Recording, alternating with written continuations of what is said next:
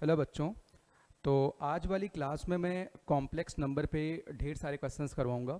Basically सारे questions JEE advance को target करते हुए हैं और क्वेश्चंस आज के जो होने वाले हैं वो न्यूमेरिकल टाइप क्वेश्चंस होंगे। और साथ के साथ मैं आपको ये भी बतलाऊंगा यहाँ पे कि जेई एडवांस के जो पिछले सालों के क्वेश्चंस हैं उनको आप अलग अलग तरीके से कैसे सोच सकते हैं, क्योंकि मैंने यहाँ पे टॉपिक कॉम्प्लेक्स नंबर लिया है। तो मैं आपको ये भी बताऊंगा कि ये सवाल आप कोऑर्डिनेट ज्योमेट्री में कैसे सोच सकते हो। इसमें कई सारे क्वेश्चंस आपको जेई के प्रीवियस ईयर के भी मिलने वाले हैं। तो यानी क्वेश्चंस को जो फेर बदल करने वाला प्रोसेस है ना, इसको ट्विकिंग बोलते हैं। Tweaking, right. तो आज हम क्वेश्चंस में काफ़ी ज़्यादा इंटरचेंज करने वाले हैं। तो नॉन स्टॉप क्वेश्चंस की प्रैक्टिस शुरू करते हैं। क्वेश्चन सारे इंटीजर टाइप होंगे। तो बच्चे फर्स्ट प्रॉब्लम है, फर्स्ट क्वेश्चन है, 1 minute.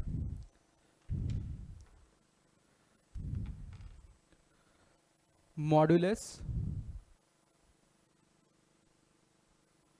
z square plus modulus z minus 3 square plus modulus z minus 6 iota square. So basically you have to calculate minimum value of this. Basically you have to calculate minimum value of this one. What is minimum value of this one, right? तो देखो इस problem में आप video को pause करना, पहले सवाल को खुद से सोचना, फिर वीडियो को देखना। तो देखो बच्चे यहाँ पे अगर मैं मॉड z की बात करूं या अगर मैं मॉड z माइनस ए की बात करूं, तो मॉड z माइनस ए का मतलब है यहाँ पे z और a मान लेते हैं, दोनों ही कॉम्प्लेक्स नंबर हैं। तो z कॉम्प्लेक्स नंबर का a से डिस्टेंस क्या है। मतलब अगर मैं आर्गन प्लेन में इन पॉइंट्स को प्लॉट करूं बच्चे, अगर मैं आर्गन प्लेन में इन पॉइंट्स को प्लॉट करूं, ये अपना इमेजिनरी एक्सिस है and this is real axis. तो बच्चे आपके पास एक पॉइंट ए है, ये पॉइंट ए कहीं भी हो सकता है और z कॉम्प्लेक्स नंबर इस प्लेन में कहीं भी हो सकता है।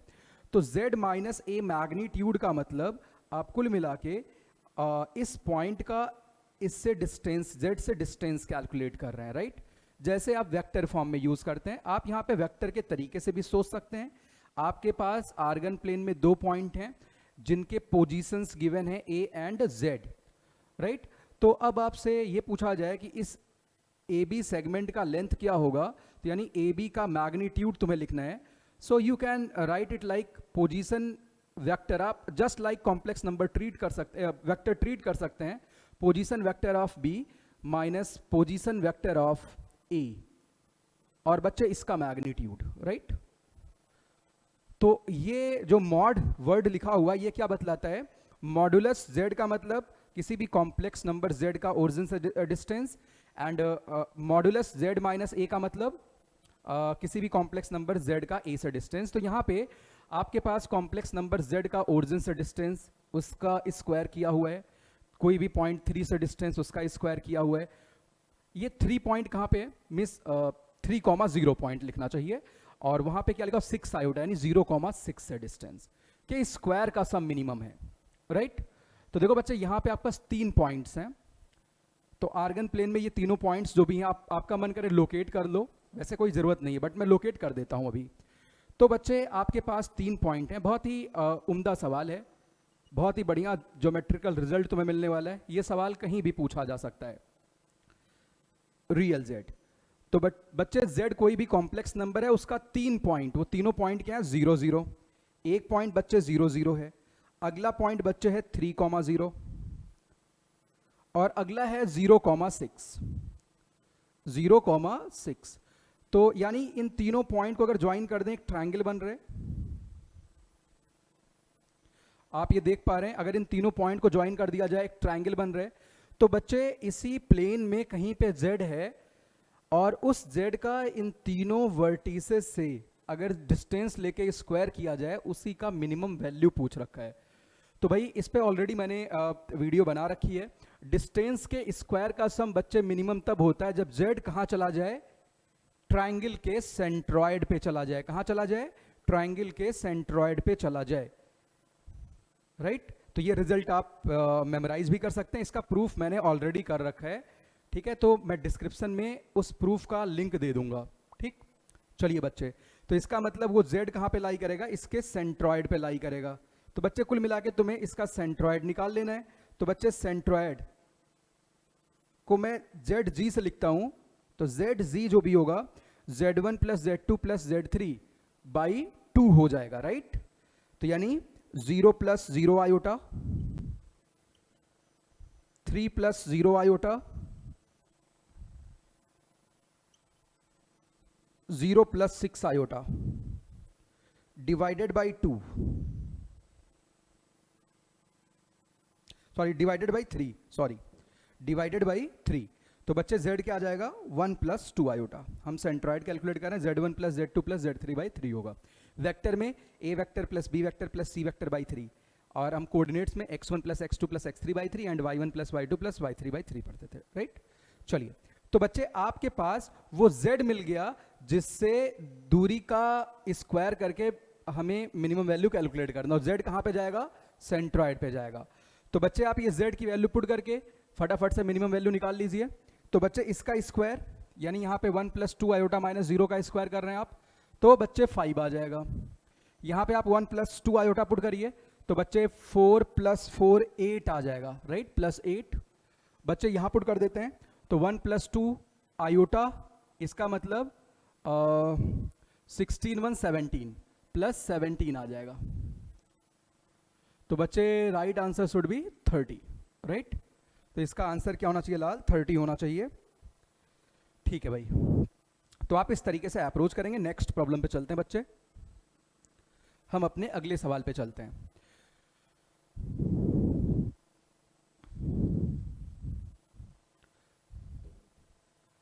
तो आप देख सकते हैं इसी सवाल को आप, अगर मैं ट्विकिंग की बात करूं तो आप इसको वेक्टर्स में ले जा सकते हो, सेम बात को सोच सकते हो वहां पे, या फिर आप क्या कर सकते हो ऐसे केस में, अगर मैं कहूं कि भाई कोऑर्डिनेट ज्योमेट्री में तीनों वर्टेक्स दे रखे हैं, ट्रायंगल के प्लेन में ऐसा पॉइंट ढूंढना है जिससे डिस्टेंस के स्क्वायर का सम क्या हो जाए, मिनिमम हो जाए। बच्चे ये भी बात आप कर सकते हैं, ठीक है। चलिए साथी, तो अगले सवाल की तरफ बढ़ते हैं। नेक्स्ट प्रॉब्लम है, ये थोड़ा अच्छा सवाल है। P is a point satisfying argument of z equal to pi by 4। तो P कोई पॉइंट है जो कि इस बात को सेटिस्फाई कर रहा है कि आर्ग्यूमेंट ऑफ z कितना है बच्चे, पाई बाई 4 है। P is a point satisfying the condition argument of z equal to pi by 4 such that sum of its distance from two given points। मतलब जो P पॉइंट है, P point को अभी मैं z से locate कर देता हूं, इसका आर्ग्यूमेंट पाई बाई 4 दिया हुआ है, ठीक। और बच्चे उसके डिस्टेंस का सम दो पॉइंट से 0 प्लस आयोटा और 0 प्लस 2 आयोटा, इन दो पॉइंट से बच्चे डिस्टेंस का सम मिनिमम है। इस पॉइंट का नाम A रख लेता हूं और बच्चे इस पॉइंट का नाम मैं B रख देता हूं। तो यहां पे ये बात दी गई है कि PA plus PB that is minimum. तो जो P पॉइंट होगा यानी PZ जो भी आएगा, मैं P पॉइंट को ऐसे लिख लेता हूं, ज्यादा अच्छा रहेगा, P और यहां पे Z लिख देता हूं, ठीक है, ऐसे करके। इसका मतलब है Z का कोऑर्डिनेट, चलो आप समझ रहे होगे। तो बच्चे PA प्लस PB अगर मिनिमम है तो जो Z की वैल्यू आती that is K divided by 3 1 plus iota. वापस से मैं सवाल एक बार पढ़ देता हूं। P is a point satisfying argument of Z equal to pi by 4, right? And there exist 2 points in organ plane A and B such that PA plus PB is minimum. Then जो P का coordinate होगा that is, या जो P complex number होगा that is K by 3 1 plus iota. So simply what you have to calculate, you have to calculate the value of K, right? You have to calculate K. तो बच्चे आपको K बतलाना है। तो पहले तो बता देता हूं ये सवाल बहुत ही सीधा क्वेश्चन है, बहुत ही ज़्यादा सीधा क्वेश्चन है, मैं इसके बहुत डिटेल प्रूफ में तो नहीं जाऊंगा सारी बातों के, पहले मैं फटाफट से आंसर कर देता हूं। तो पहले समझना पड़ेगा P A plus P B minimum कब होता है, पहले इन पॉइंट को मैं प्लॉट कर लेता हूं। और z का आर्ग्यूमेंट π/4 दिया गया, इसका मतलब z जो भी है y बराबर x वाली लाइन के अलोंग फर्स्ट क्वाड्रेंट में चलेगा, राइट? फर्स्ट क्वाड्रेंट में, गौर करिएगा भाई, थर्ड में नहीं जाएगा y बराबर x वाली स्ट्रेट लाइन, क्योंकि आर्ग्यूमेंट ऑफ z का लोकस जो भी argument of z equal to π/4 दिया गया है, इसका इक्वेशन y बराबर x तो होगा, लेकिन वो first quadrant x should be greater than 0, right? तभी वो फॉलो होगा। चलिए, तो बच्चे एक पॉइंट आपके पास 0,1 है, ये भाई आपके पास पॉइंट 0,1 है, अगला है 0,2 बच्चे, आप ऐसे भी इसको लिख सकते हैं पॉइंट्स को। और z जो भी है y बराबर x वाली लाइन पे मेरे बच्चे चल रहे हैं। ये बच्चे आपका पॉइंट A है और ये पॉइंट B है।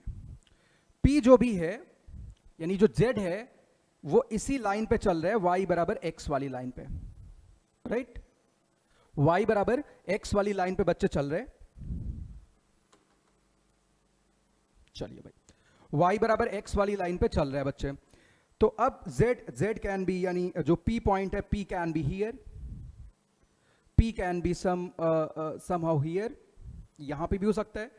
तो बच्चे P A plus P B तुम्हें कम से कम करना है, p यहां भी हो सकता है।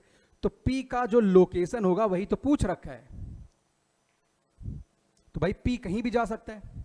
तो P A plus P B minimum कब होगा, ये बात हो रही है। तो देखो बच्चे, यहां पे करना क्या चाहिए अपने को, पहले इस लॉजिक को डीपली फील करते हैं, ठीक है? ये सवाल आपसे कोऑर्डिनेट ज्योमेट्री में खूब पूछा जाता है, P A plus P B is minimum, right? ये सवाल कैलकुलस के पॉइंट ऑफ व्यू से भी इंपॉर्टेंट हो सकता है। आपको मिनिमा मैक्सिमा की कुछ बात दिख रही है, और सेम प्रॉब्लम वेक्टर्स में भी ले जाया जा सकता है, ठीक? अच्छा, P A plus P B minimum कहा है, मैक्सिमम क्यों नहीं कहा? ऑब्वियस सी बात है, पी जितनी दूर जाएगा P A plus P B उतना बड़ा होता जाएगा, तो P A plus P B infinity हो सकता है। तो maximum value does not exist, minimum हो सकता है। P A plus P B का मिनिमम वैल्यू कुछ ना कुछ हो सकता है, ठीक? तो भाई P का पोजीशन कहाँ पे होगा ताकि मिनिमम वैल्यू आ जाए, ये कैलकुलेट करना है। तो देखो बच्चे, ये ज्योमेट्री का एक सवाल लेते हैं। मान लिया आपके पास कोई एक लाइन है, इसके सेम साइड में दो पॉइंट्स हैं A और B, ठीक? और P कोई पॉइंट है जो इसी लाइन पे बच्चे चल रहे हैं, कहीं भी हो सकता है, P कैन बी एनीवेयर, कहीं भी हो सकता है। It can be here like this. ये पी ए और पी बी कुछ ऐसे दिख रहे हैं बच्चे, P कुछ यहां भी हो सकता है, कुछ यहां भी हो सकता है P। तो कब P A plus P B कम से कम होगा, वही P की लोकेशन पता करनी है। क्या पता करनी है? वही P की लोकेशन पता करनी है। चलिए, तो बच्चे यहां पे काम करते हैं, मैं A पॉइंट का इस लाइन L में रिफ्लेक्शन ले लेता हूं, ठीक? तो बच्चे आप ध्यान करिएगा, मैं इसका रिफ्लेक्शन लेने जा रहा हूं।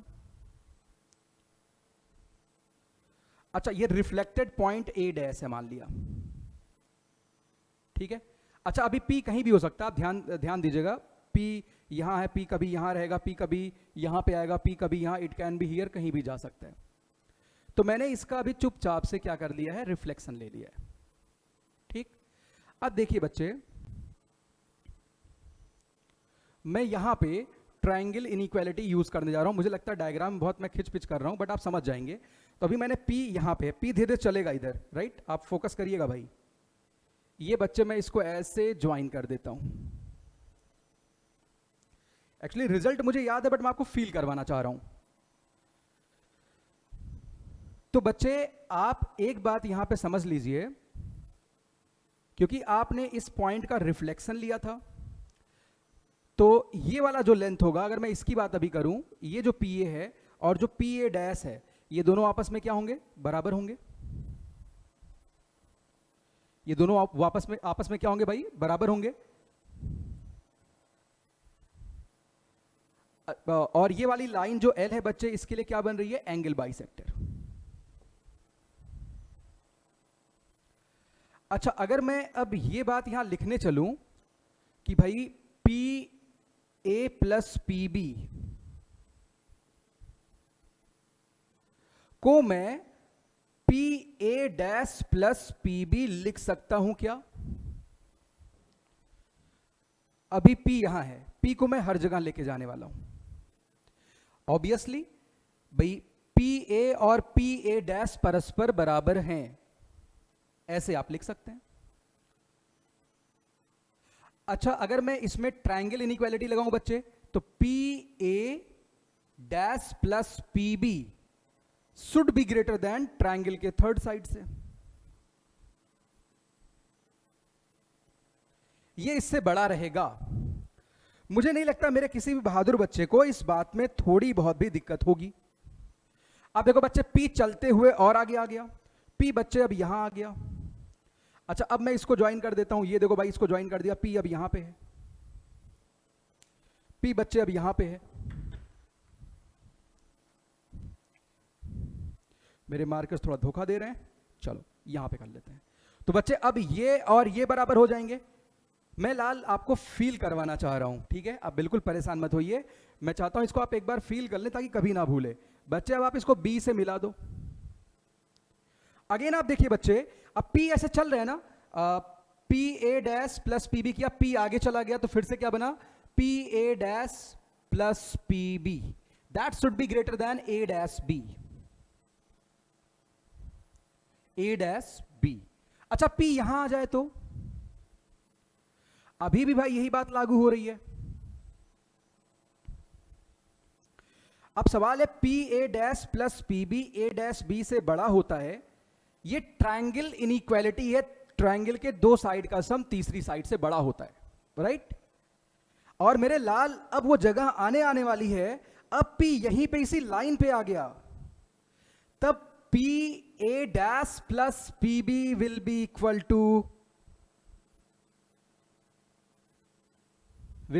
To A dash B. मिल गया। इसका मतलब P A plus P B minimum तब होता है बच्चे जब ए का रिफ्लेक्शन लाइन में लिया जाए, जो रिफ्लेक्टेड पॉइंट है, पी पॉइंट है, और बी तीनों कोलिनियर हो जाएं। तीनों क्या हो जाएं? कोलिनियर। Got it? तो भाई ये रिजल्ट आगे से याद रखेंगे।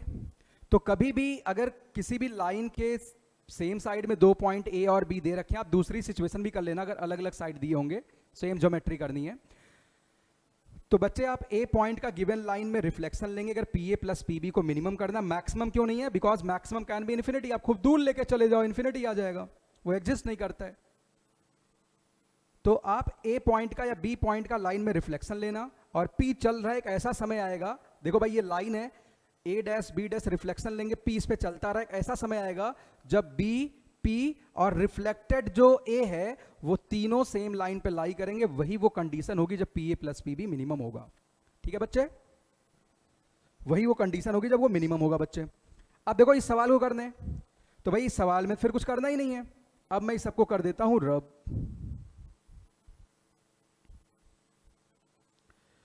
अब देखो सवाल में था बच्चे, आर्ग्यूमेंट ऑफ z बराबर पाई बाई 4, यानी ये 45 डिग्री बनाते हुए लाइन जा रही है, P A plus P B minimum. तो बच्चे मैं एक काम करता हूं, अगर मैं इस बी पॉइंट का रिफ्लेक्शन लूं y बराबर x वाली लाइन में, तो पॉइंट लाल क्या मिलेगा? 2,0, और ये मिनिमम तभी होगा जब p 2,0 यानी रिफ्लेक्टेड b और a तीनों सेम लाइन पे लाई कर जाएं, कोलिनियर हो जाएं।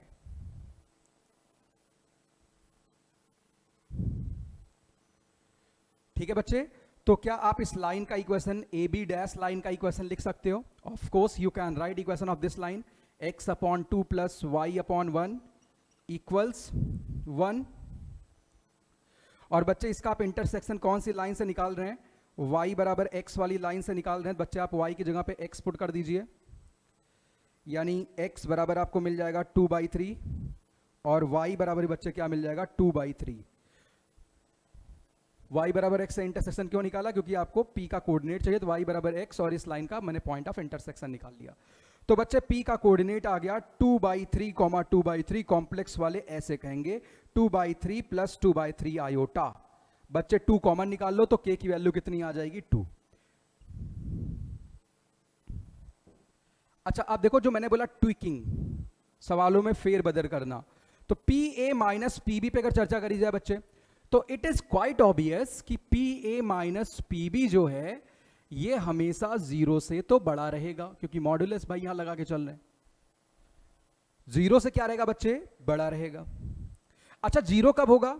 अरे भाई ये तो बहुत आसान सी बात है, जब पी ए और बी के राइट बाइसेक्टर पे चले। कहां चले? राइट बाइसेक्टर पे चले। P बच्चे A और B के कहां चले? राइट बाइसेक्टर पे चले, तो P A minus P B 0 के बराबर रहेगा। तो ऐसे आप सोचिए सवालों में, तो आपकी तैयारी काफी सही होने वाली भाई। तो देखो बच्चे आपको करना क्या है, जैसे मेरे पास 2 पॉइंट हैं A और B, अब P A minus P B 0 करना है, तो मतलब बराबर होना चाहिए, हमेशा इसके राइट बाइसेक्टर के अलोंग चले। तो ऐसे केस में भाई मिनिमम वैल्यू आ जाएगी, राइट? इधर कहीं मूव करे तो पी ए और पी बी क्या रहने वाले हैं? बराबर। अच्छा अब इस वाली कंडीशन में क्या होगा बच्चे? यहां पे भाई एक पॉइंट ऐसे दे रखा है ए, और एक पॉइंट बच्चे यहां पे कुछ दे रखा है बी, और यहां पे बच्चे कुछ P है। तो भाई P A minus P B जब 0 के बराबर होगा, तो पक्की बात है ये ए बी का जो राइट बाइसेक्टर है कुछ यहां से पास कर रहा होगा। अब देख सकते हैं यहां पे P A minus P B क्या आएगा? 0 के बराबर आ जाएगा, मींस पी ए बराबर पी बी आ जाएगा ऑफ कोर्स। अच्छा मैक्सिमम वैल्यू कब आएगी भाई? मैक्सिमम वैल्यू कब आएगी बच्चे? अब ये पॉइंट मूव करते करते करते करते करते एक ऐसा समय आने वाला है, एक ऐसा समय आने वाला है जब P यहां आ जाए। वैसे भी ट्रायंगल इनइक्वालिटी क्या कहती है कि ट्रायंगल के 2 साइड का जो डिफरेंस है that will be smaller than third side, that will be smaller than third side. ये आसान है as compare to previous one, visualise करना। तो बच्चे P चलता आ रहा है, चलता आ रहा है, चलता आ रहा है, चलता आ रहा है, it can be here, move कर रहा है, मूव कर रहा है, और एक ऐसा समय लाल जब P यहां आया, तो अब देख सकते हैं P A B तीनों मेरे बच्चे क्या हो गए? कोलिनियर हो गए। तीनों क्या हो गए लाल? कोलिनियर हो गए। तो इस केस में बच्चे, इस केस में बच्चे modulus P A minus P B, modulus P A minus P B that will B A B। और बच्चे यही कौन सी वैल्यू है? क्योंकि ये लेस देन इक्वल टू लगा हुआ, ए बी के बराबर हो गया, तो यही मैक्सिमम वैल्यू है। तो आप इस पे भी सवाल यहां कर सकते थे, ठीक है? चलिए खैर, इसमें पॉसिबिलिटी होता ना हो ऐसी भाई, क्योंकि ये जेड कहीं इधर कहीं आता तो जाके कोलिनियर होता, या यहां पे आ जाए 0 0 पे आ जाए, ऑफ कोर्स है पॉसिबिलिटी भाई इसमें भी, लेकिन 0 0 का आर्ग्यूमेंट डिफाइन नहीं होता है, तो कोई और कंडीशन ऐसे बनाई जा सकती है, राइट? चलिए, तो ये सवाल हो चुका और ये कंसेप्ट आपने सीख लिया भाई। आगे चलते हैं बच्चे नेक्स्ट सवाल की तरफ। 1 मिनट, ये थोड़ा सा डस्टर खराब हो रखा है।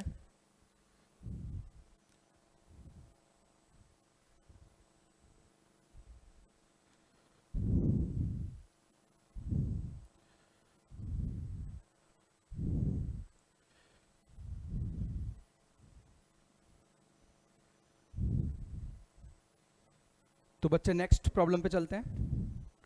Now next problem is,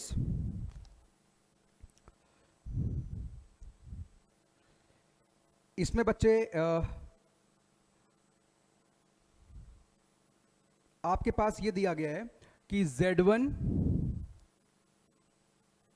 Z1 minus 1 का magnitude that is given to you 1, और बच्चे magnitude of Z2 minus 4 iota ये भी 1 दिया हुआ है।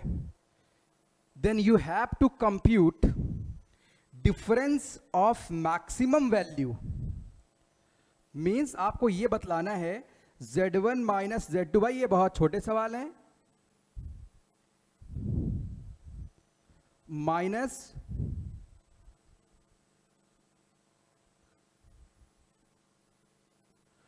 तो बच्चे आपको मैक्सिमम और मिनिमम वैल्यू का डिफरेंस देखना है।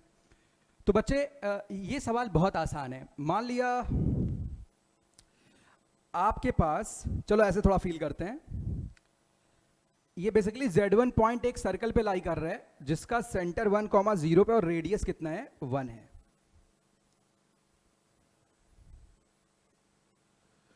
और बच्चे ये Z2 माइनस 4 आयोटा का मैग्नीट्यूड 1, यानी Z2 एक कॉम्प्लेक्स नंबर, सॉरी एक सर्कल पे लाई कर रहा है जिसका सेंटर 0,4 और रेडियस 1 है, राइट। ये बन जाएगा भाई। मान लिया इस पे अमित शाह के बेटे घूम रहे हैं भाई, जय शाह,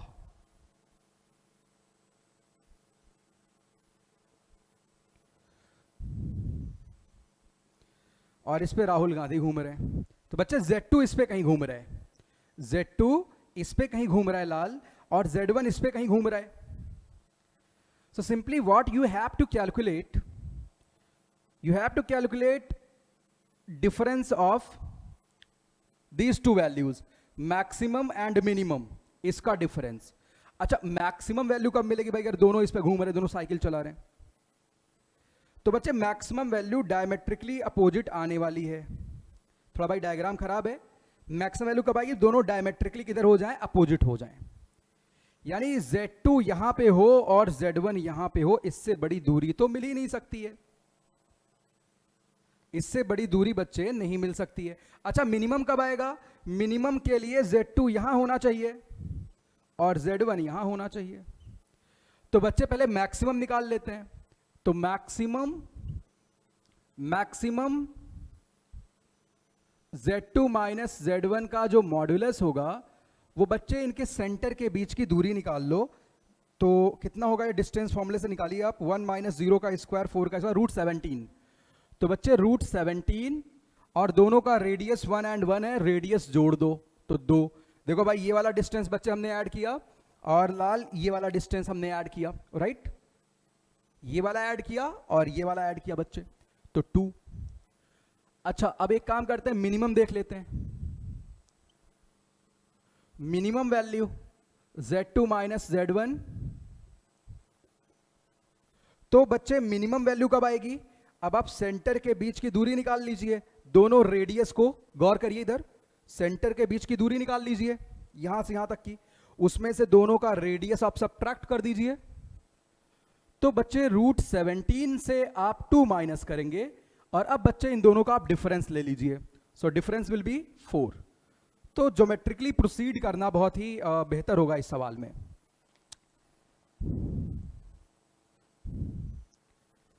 तो बच्चे नेक्स्ट प्रॉब्लम पे मूव करते हैं।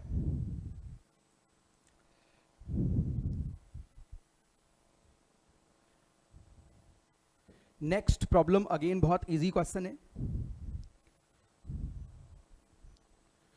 तो बच्चे नेक्स्ट प्रॉब्लम है, ओके, ये बहुत ही इजी प्रॉब्लम है भाई। 1 मिनट। वाइज ठीक है, आ रही है वाइज वगैरह। चलिए बच्चे, ये लिखा हुआ है Z1 Z2 are 2 complex numbers such that magnitude square root of 7 Z1। भाई ये तो सभी लोग कर लेंगे, इसी में बच्चों को मजा आता है। बहुत आसान सवाल है, सीधे सीधे रेडीमेड फार्मूले पे है। इसका square plus modulus √11 Z1 minus √7 Z2। बच्चे ये स्क्वायर,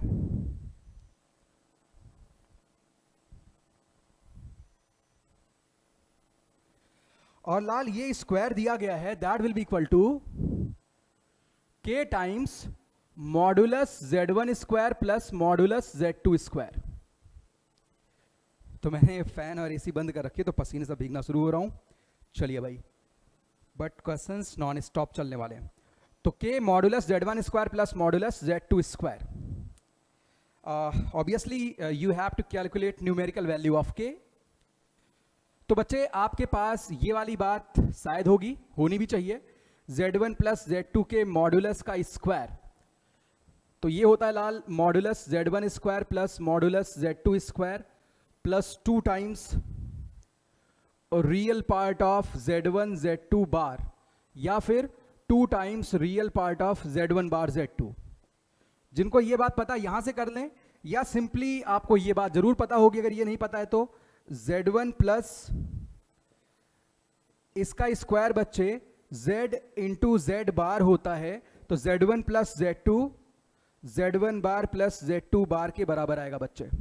एक्सपैंड कर लो, वही मिल जाएगा। ठीक है लाल, तो होपफुली सब बढ़िया है। चलिए भाई, अब बच्चे इसको एक्सपैंड करना है। So by similar tactics you can expand these two modulus.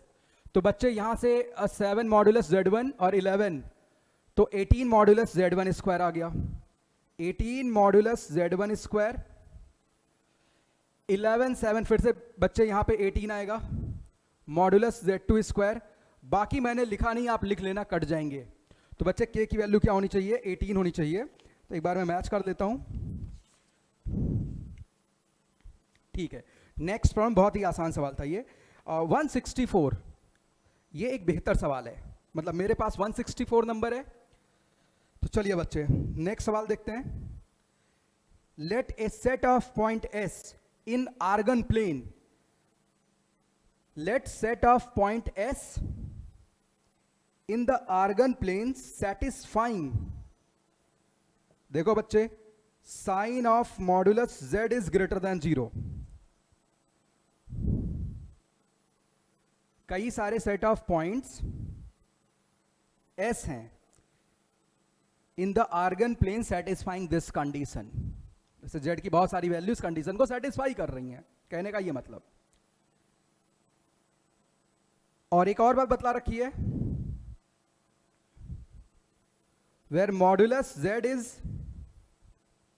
less than 10, then area of region, obviously कोई एक रीजन बन रहा होगा, मॉडुलस 10 मॉडुलस Z 10 से छोटा है, तो सर्कल का इंटीरियर रीजन हो गया। और इस इनइक्वालिटी को सॉल्व करेंगे तो कुछ आपके पास रीजन आएगा, उसी रीजन का एरिया पूछा है। तो खैर मैं लिख देता हूं एरिया ऑफ रीजन S, क्योंकि इंटीजर टाइप सवाल है तो मैंने थोड़ी बहुत मेहनत भी करी है। एरिया ऑफ रीजन S बराबर k pi cube. Then you have to calculate numerical value of k। तो मेरे लाल तुम्हें k की न्यूमेरिकल वैल्यू बतलानी है। देखो भाई, जो भी z है, अगर मैं z को बच्चे x प्लस आयोटा y लेके चलूं, तो मॉड z कहे तो root under x square plus y square. So sine of modulus Z is greater than 0 and modulus Z is smaller than 10। तो बच्चे ध्यान रहे, अगर मैं साइन ऑफ मॉडुलस Z एक रियल नंबर है, तो वो 0 से बड़ा कब होगा, 0 से पाई के बीच में अगर Z रहे। या बच्चे Z और कहां पे जा सकता है, Z 2 पाई से 3 पाई में जा सकता है। अगर आप साइन का ग्राफ बनाते हैं तो साइन 0 से पाई और 2 पाई से 3 पाई में पॉजिटिव, वो आगे भी होगा। But modulus Z is smaller then 10, 3 पाई कहे तो 9 पॉइंट समथिंग, मतलब जो आपके पास अगली वैल्यू 4 पाई से 5 पाई आएगी, you can not consider that value, क्योंकि बच्चे मॉडुलस Z वहां पे 10 से बड़ा हो जाएगा, राइट। तो इसका मतलब जो आपका मॉडुलस Z, इनफैक्ट मेरा भी, वो बच्चे 0 से पाई के बीच में होना चाहिए। ठीक, या फिर मॉडुलस Z 2 पाई से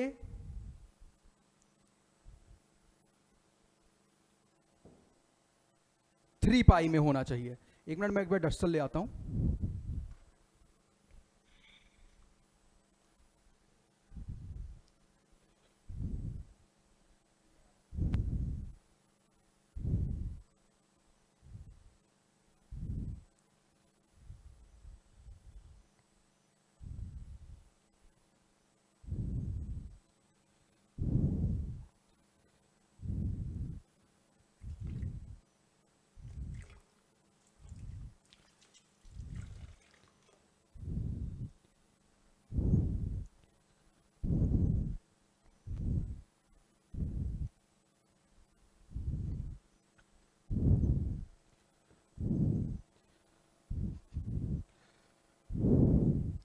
चलिए,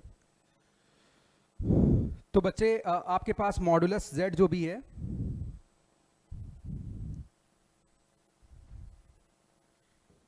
एक्चुअली डस्टर से रब नहीं हो रहा था अभी, मेरे से थोड़ी सी गलती हो गई थी।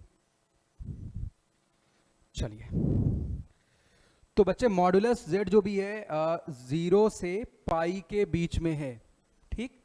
तो इसका मतलब अगर मैं इसको प्लॉट करूं आर्गन प्लेन में, बच्चे मॉडुलस z 0 से पाई के बीच में है, यानी रेडियस ऑफ सर्कल पाई है, ये देखो भाई,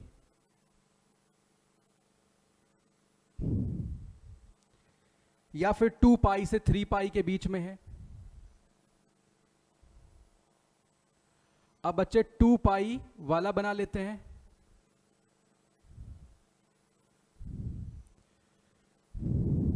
राइट। मॉडुलस z बराबर 2 पाई बनाया, मॉडुलस z बराबर 3 पाई बना लिया। तो बच्चे ये रेडियस तो पाई था। अब बच्चे दूसरे सर्कल का रेडियस, यहां से यहां तक का रेडियस कितना होगा 2 पाई, और बच्चे यहां से यहां तक का रेडियस कितना होगा 3 पाई, राइट। तो इसका मतलब आपके पास एक तो ये वाला रीजन आ रहा है और ये एनालिस रीजन आ रहा है। अच्छा, मॉड z 10 से छोटा है तो 10 वाला और बड़ा बनेगा, क्या बनाने की जरूरत है? नो, दोनों कंडीशन को सेटिस्फाई करने वाला रीजन हमें लेना था। तो बच्चे इसका एरिया जो भी होगा, क्योंकि रेडियस पाई है तो pi into pi square plus अगले का 3 पाई है, रेडियस 3 पाई है, तो बच्चे 9 पाई क्यूब, ये बड़े वाले सर्कल का रेडियस एरिया आ गया। पाई आर स्क्वायर, आर की वैल्यू 3 पाई है लाल, और उसमें से छोटे वाले का माइनस करेंगे तो पाई इंटू 4 पाई स्क्वायर, यानी 4 पाई क्यूब आप माइनस करेंगे तो बच्चे यहां से 5 पाई क्यूब प्लस पाई क्यूब यानी 6 पाई क्यूब आ गया। तो लाल के की वैल्यू कितनी होनी चाहिए? 6। तो ऐसा सवाल भी भाई बन सकता है। तो मैंने इसका कोई यूज ही नहीं किया, मुझे लगा कुछ यूज करेंगे भाई। अगर मैं पुट करता सर्कल की जगह पे, z की जगह पे x root under x square plus y square, तो बच्चे x square plus y square 0 से बड़ा आता और पाई स्क्वायर से छोटा आता। यहाँ पे x square plus y square 4 pi square से बड़ा आता, 9 पाई स्क्वायर से छोटा आता। तो आप सर्कल देख पाते हैं। वैसे भी आपको ये पता है कि modulus z equal to r एक सर्कल होता है जिसका रेडियस r है एंड सेंटर 0 0 है। तो यहाँ पे क्या दिया गया है कि मॉडुलस z 0 से बड़ा एंड पाई से छोटा, इसका मतलब 0 से बड़ा ऑफकोर्स रहेगा, पाई से छोटा हमने लिया, मतलब एक पाई रेडियस के सर्कल का इंटरनल रीजन। और यहां मॉडुलस z 2 पाई से बड़ा बट 3 पाई से छोटा है, तो आप एक 2 पाई रेडियस का सर्कल बनाओ, उसके बाहर का रीजन, और एक 3 पाई रेडियस का सर्कल बनाओ, उसके अंदर का रीजन, तो आपको ये एनालिस रीजन मिल जाएगा। इन्हीं का एरिया आप जोड़ दो तो बच्चे यहां से 6 पाई क्यूब मिलेगा, के 6 आ जाएगा। चलिए भाई आगे बढ़ते हैं, आगे चलते हैं साथी।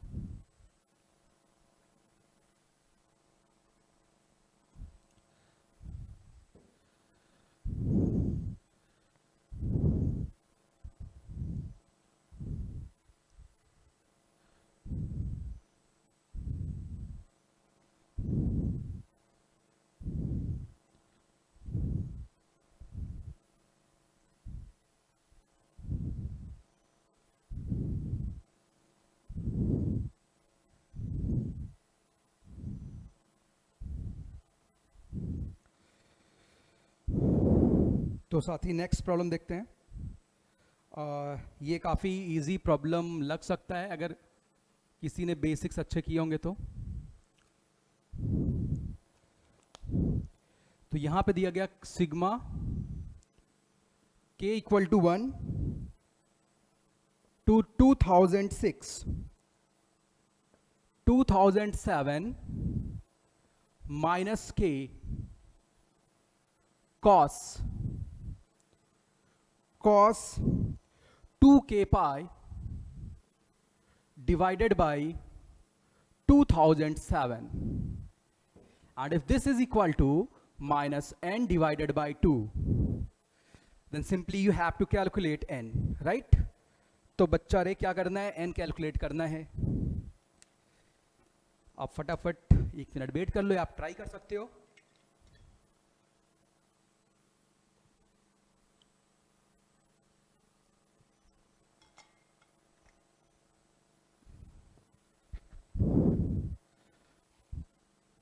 तो साथ ही इससे पहले एक्सपैंड कर लेते हैं, आपको एन की वैल्यू बतलानी है।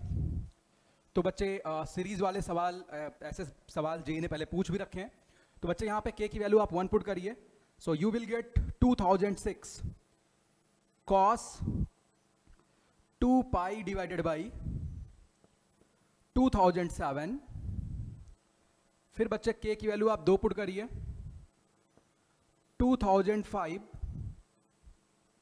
cos 4 pi by 2007। 3 पुट करिए, 2004 cos 6 पाई बाई 2007। और बच्चे आप लास्ट में 2006 पुट करेंगे तो सिंपली 1 आएगा, dot dot dot dot dot plus cos 2 into 2006 pi by 2007। ये अब बच्चे ये वैल्यू तुम्हें पूरी कैलकुलेट करनी है। तो आप अब देखिए यहाँ पे ये टर्म्स दिक्कत कर रहे हैं, 2005, 6 ऐसे जो भी है। तो साथ ही यहाँ पे 1 है, इससे पहले वाले में 2 रहा होगा। अगर 1 को इसके साथ कपल कर दिया जाए तो बाहर वाला तो 2007 बनेगा, लेकिन क्या ये आर्ग्यूमेंट सेम है? जरा देखते हैं भाई। 2 पाई बाई 2007 और लास्ट वाले का आर्ग्यूमेंट देखते हैं, इनका सम कितना आ रहा है। भाई कुछ ना कुछ हम मर्ज करने की कोशिश करेंगे टर्म्स को, राइट? तो बच्चे यहां पे प्लस 2006 पाई बाई 2007 इंटू 2। तो अगर आप 2 पाई बाई 2007 बाहर निकालेंगे, या 2 पाई अगर बाहर निकाल लेते हैं सिंपली, तो बच्चे ये एडिशन ही 2 पाई आ जाएगा। ये एडिशन कितना आ रहा है? 2 पाई। मतलब पहला आखिरी साथी साथी, दूसरा सेकंड लास्ट साथी, तीसरा थर्ड लास्ट। ऐसे बीच में कब तक कपलिंग होएगी? जब तक मिडिल टर्म ना आ जाए। क्या ना आ जाए बच्चे? Middle term. तो अब भाई यहां पे 2, 4 यानी इवन वाला केस चल रहा है।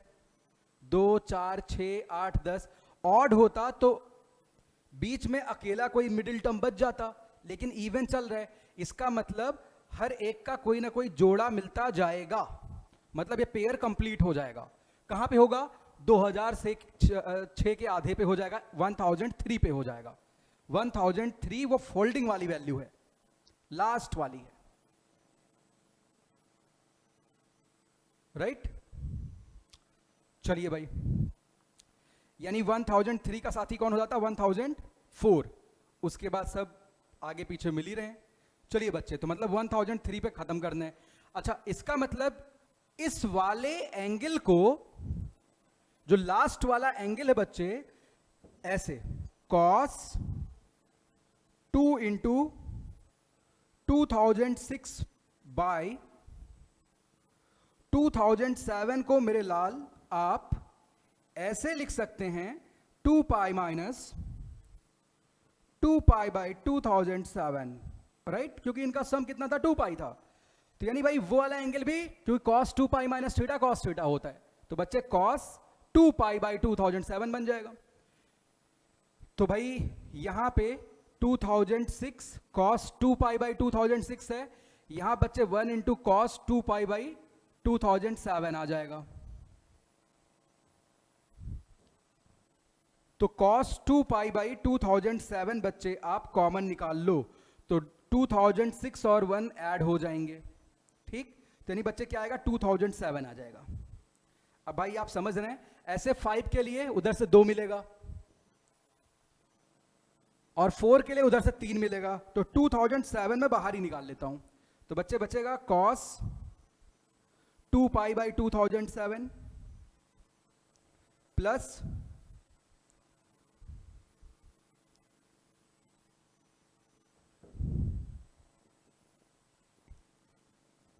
cos 2006 पाई बाई 2007, 1003 तक गए ना, तो 2 इंटू 1003 पाई बाई 2007 है 2006 pi by 2007. Now simply you have to obtain summation of this series. बच्चे एंगल से एपी में चलने आप ऐसे कैलकुलेट कर लो, या फिर आप कॉम्प्लेक्स नंबर की गणित यूज कर लो. भाई ई पे पावर आयोटा थीटा का रियल पार्ट जो भी है वो कॉस थीटा होता है. सबको ई के पावर में लिख लो और पूरे का रियल पार्ट लेना तुम्हें एंड में जाके, वैसे कर लो, या फिर ये आर्ग्यूमेंट्स एपी में दे रखे हैं तो कॉस की सीरीज यूज कर लो. तो चलो थोड़ा सा कॉम्प्लेक्स की लीक से हटके भी कर लेते हैं. आप ट्रिग्नोमेट्री से भी कर सकते हैं इसे, तो मैं ट्रिग्नोमेट्री से ही कर देता हूं. दूसरा वाला आपका होमवर्क दे देता हूं, आप उसको भी कर लेना भाई. दूसरा क्या भी बतला देता हूं मैं. तो देखो बच्चे, आपके पास ये फॉर्मूला है cos alpha plus beta plus cos alpha plus n-1 beta. मेरे बच्चे कितना होता है sine n beta by 2 upon sine beta by 2 cos alpha plus n-1 beta by 2. ठीक है बच्चे, इसके बराबर होता है. एक बार मैं वॉइस चेक कर लेता हूं. Hello, 1 minute. Yes, everything is okay. आगे चलते हैं भाई. तो बच्चे अब यहां से ये वाला समेशन अपने को लिखना है. तो भाई ये वाला समेशन तो बहुत प्यार से लिख पाएंगे. अच्छा, n की वैल्यू कितनी है 1003. अच्छा, बीटा कितना है, एंगल्स का common difference 2 pi by 2007, right. तो बच्चे n की वैल्यू कितनी है 1003 और 2 पाई बाई 2007. तो सारी वैल्यू यहां पे रख दी जाए. तो यहां पे आप समेशन निकाल लो बच्चे फटाफट.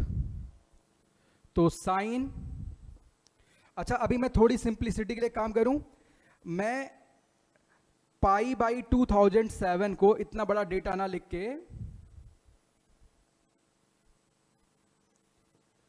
के मान लेता हूं. ठीक. तो बच्चे n कितना था 1003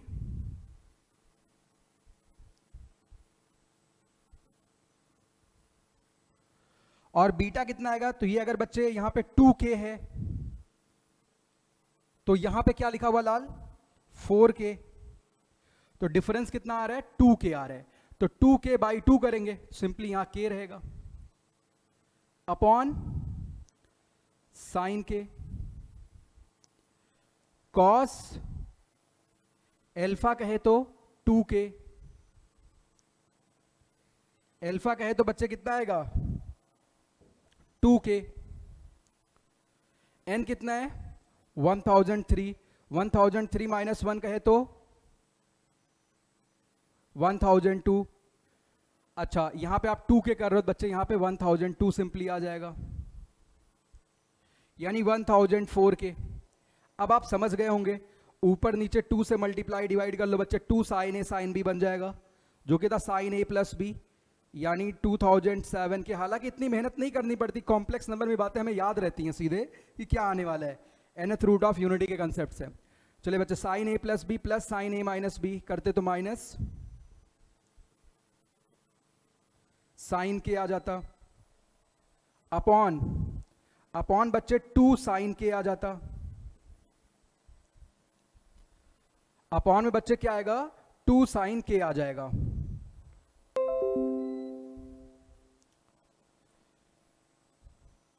मैंने 2 से ऊपर नीचे मल्टीप्लाई किया, यहां पे 2 साइन ए कॉस ए का formula, 2 sine A cos B का फॉर्मूला यूज किया, which is sine A plus B plus sine A minus B किया, बच्चे माइनस साइन के आएगा. अब देखिए साथी, यहां पे आप साइन के और साइन के को कैंसिल करेंगे. अच्छा, यहां पे साइन 2007 के क्या था बच्चे पाई बाई 2007. ये वैल्यू रखते ही बच्चे पाई बाई 2007, तो साइन पाई बचेगा. Sine pi is 0. अरे लाल, और यहां पे साइन के कट गया, -1/2 आ गया. यानी कितना आ गया लाल यहाँ पे -2007/2।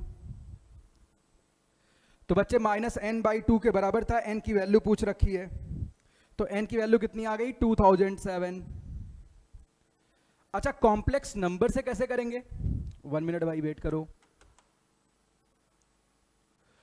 कॉम्प्लेक्स नंबर से कैसे करते बच्चे, देखो हमें ये बात पता होती है कि nth रूट ऑफ यूनिटी, आपको याद आ रहा होगा 1 plus alpha square plus alpha पे पावर n-1, ये 0 होता है बच्चे, ये क्या होता है 0 होता है। तो आप इस फंडे से इस पे जा सकते हैं,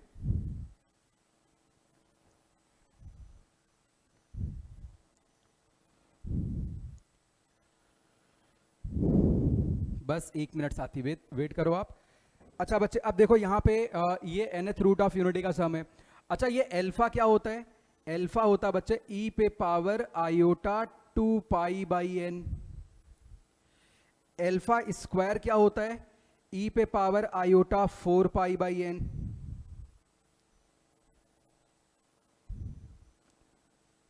ठीक, एल्फा क्यूब e पे पावर आयोटा 6π/n।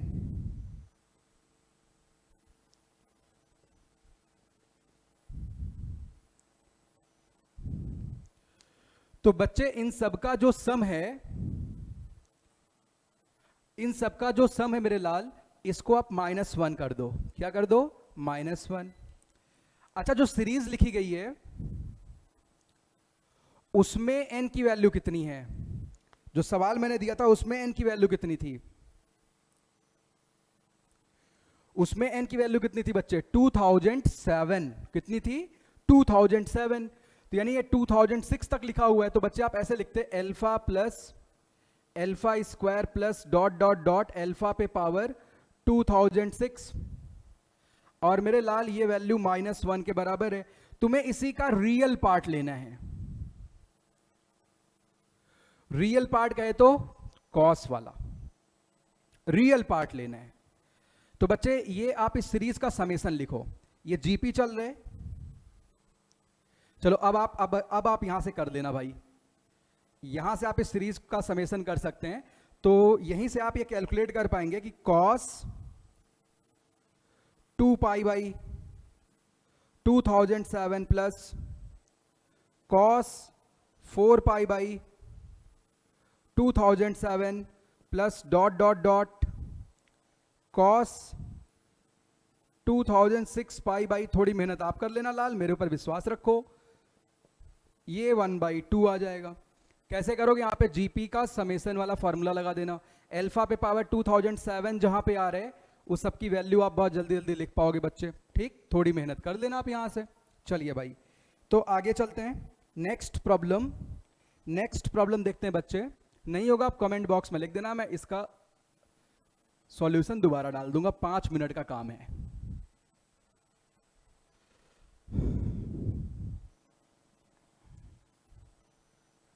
तो बच्चे नेक्स्ट प्रॉब्लम पे आते हैं। नेक्स्ट प्रॉब्लम है, if the equation of all the circles which are orthogonal to 1 minute, if equation of all the circles which are orthogonal to, बच्चे 2 circles दे रखी हैं। तो ये वाला प्रॉब्लम कोऑर्डिनेट ज्योमेट्री के भी पॉइंट ऑफ व्यू से बेहद इंपॉर्टेंट है, modulus z equal to 1, and बच्चे दूसरी सर्कल है मॉडुलस z-1 इक्वल टू 4। तो इन्होंने कहा if the equation of all the circles which are orthogonal to these 2 circles is z plus 7 plus iota beta equals square root of k plus beta का square, जहां पे बच्चे beta कोई भी real number है, then you have to simply find value of k। k बताना है लाल क्या होगा। देखो बच्चे यहां पे आपके पास 2 सर्कल्स हैं, modulus z equal to 1 and modulus z-1 equal to 4। अब वो सिस्टम ऑफ सर्कल जो इसको ऑर्थोगोनली कट करें, तो देखो बच्चे, आपके पास दो सर्कल्स हैं, कोई भी दो सर्कल्स हैं S1 एंड S2। अभी मैं इक्वेशंस पे डीलिंग नहीं कर रहा हूं। ये दो सर्कल्स हैं बच्चे, S1 and S2। This is S1 equals 0 and this is S2 equals 0। अब तुम्हें लाल एक ऐसा सर्कल लिखना है दोनों सर्कल को ऑर्थोगोनली कट करे। सो डेफिनेटली जो सर्कल होगा उसका सेंटर इसके रेडिकल एक्सिस पे लाई करेगा।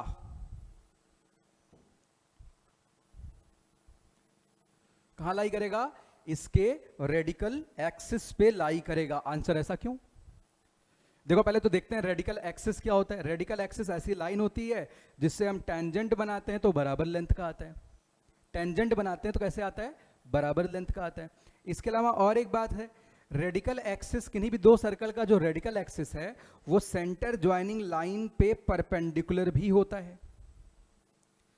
देखिए बच्चे, अब यहां पे क्या है, एक ऐसा सर्कल जो इनको ऑर्थोगोनली कट करे, हमें यही प्रूफ करना, उसका सेंटर रेडिकल एक्सिस पे जाएगा। तो देखो बच्चे, ये मैं एक सर्कल बना देता हूं, ये देखिए ऐसे बना दिया। मैं कहता हूं इसका ऑर्थोगोनल इंटरसेक्शन है। ऑर्थोगोनल इंटरसेक्शन कहे तो पॉइंट ऑफ इंटरसेक्शन पे टेंजेंट जो भी हैं बच्चे उनके बीच का एंगल 90 डिग्री है। पॉइंट ऑफ इंटरसेक्शन पे टेंजेंट के बीच का एंगल मेरे बच्चे कितना है? 90 डिग्री है। तो लाल अब देखिए, अगर मैं यहां से इस सर्कल पे S1 पे टेंजेंट बनाऊं तो वो S2 के लिए क्या हो जाएगा? नॉर्मल। क्या हो जाएगा? नॉर्मल। और किसी सर्कल का S1 के लिए अगर मैं टेंजेंट बनाऊं तो मैं जो सर्कल ऑर्थोगोनली कट कर रहा है उसका नाम S3 रख देता हूं। तो बच्चे, जो मैंने S1 पे टेंजेंट बनाया है, ये टेंजेंट लाइन S3 के लिए क्या बन गई है? नॉर्मल। किसी सर्कल का नॉर्मल कहां से पास करता है? उसके सेंटर से। ठीक, उसके सेंटर से। तो इसका मतलब ये इसी लाइन पे कहीं सेंटर लाई कर रहा होगा बच्चे। यहां से भी मैं क्या करता हूं, इस पे टेंजेंट बनाता हूं S2 पे, तो दूसरे के लिए क्या बन जाएगा? नॉर्मल। वैसे देखने में सीधा लग रहा है, फ्लैट नहीं है, थोड़ा मैं स्लैंट कर देता हूं लाइन को। तो बच्चे यहां पे ऐसे,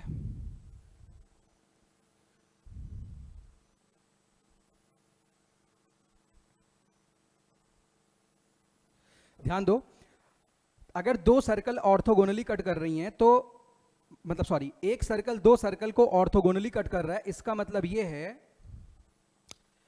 कि जो S1 पे हम टेंजेंट बना रहे हैं, क्योंकि ये एंगल बच्चे 90 डिग्री है, तो S1 का टेंजेंट S3 के लिए नॉर्मल जैसा काम करेगा क्योंकि इनके बीच का एंगल 90 डिग्री है। वही सेम बात यहां भी हुई। अब बच्चे, ये दोनों लाइन जहां मीट करेंगी, हमें पता है जहां मीट करेंगी वही सर्कल का सेंटर होगा और उससे दोनों की दूरी बराबर होनी चाहिए। तो ये पॉइंट कहां लाई करेगा? रेडिकल एक्सिस पे ही लाई करेगा। राइट? ठीक है, तो इस तरीके से आप जा सकते हैं प्रूफ करने के लिए, क्योंकि ये दोनों के लिए क्या बन जाएगा? रेडियस। अच्छा, ये दोनों बराबर भी क्यों होंगे? कि भाई दो लाइन अगर कहीं मीट करती हैं तो प्लेन में एक ही पॉइंट पे तो मीट करेंगी, और जहां मीट करती हैं वो इस सर्कल का क्या बन जाएगा? सेंटर। तो सेंटर कहां जाएगा? रेडिकल एक्सिस पे। खैर, ये रिजल्ट आपको याद होना चाहिए। राइट? चलिए, तो बच्चे आप दोनों सर्कल्स का इक्वेशन लिख लो। तो एक सर्कल क्या है? X square plus y square equal to 1।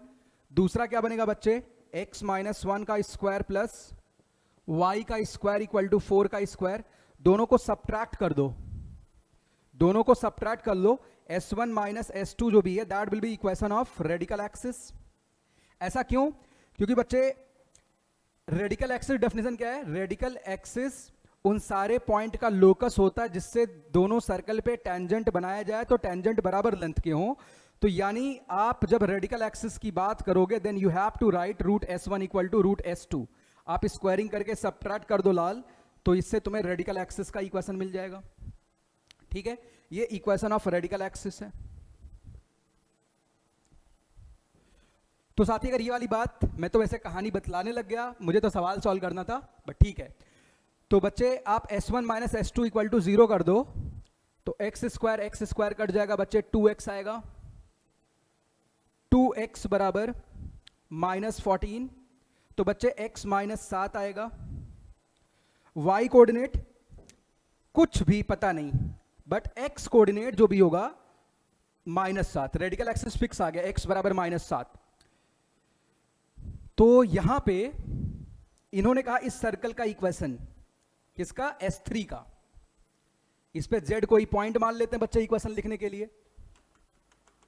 1 minute, ठीक है। तो बच्चे z का इस पॉइंट से जो डिस्टेंस होगा that will be equal to radius. तो इस पॉइंट का x कोऑर्डिनेट जो भी हो -7 है, y कुछ भी मान लेते हैं, y कोऑर्डिनेट सपोज इसका t है। तो बच्चे क्या बनेगा, z -7 प्लस आयोटा t का मॉड्यूलस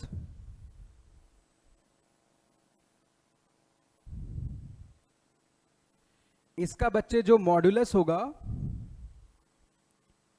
वन मोर थिंग, हमें अभी रेडियस भी निकालना, ठीक है हम रेडियस भी निकाल लेंगे, is equal to radius of S3, तो R3 लिख देते हैं।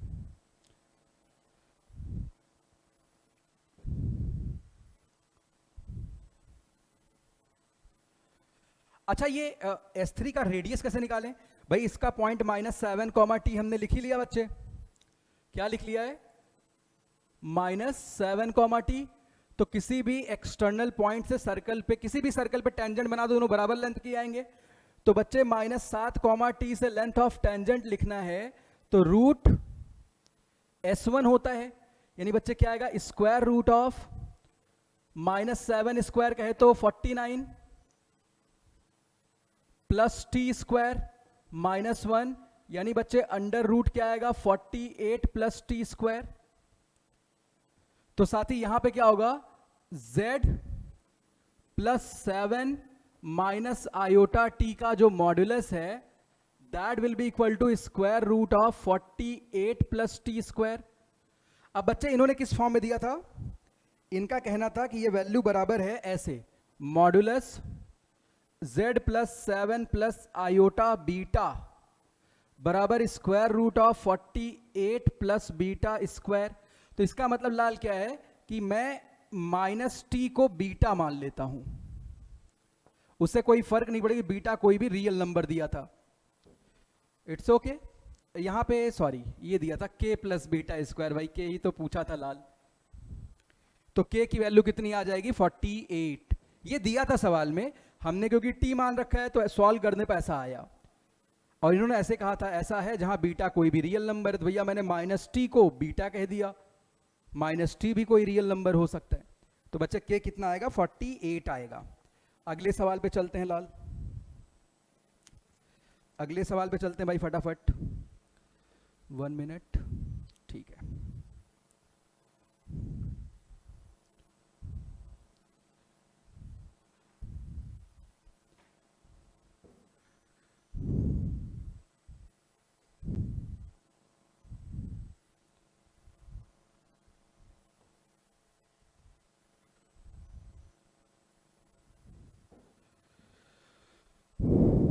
चलो बच्चे, तो नेक्स्ट प्रॉब्लम पे आते हैं। नेक्स्ट प्रॉब्लम है, ऐसे दिया हुआ है, if complex number z for which argument of 3z minus 6 minus 3 iota upon 2z minus 8 minus 6 iota equals pi by 4, if complex number z for which this and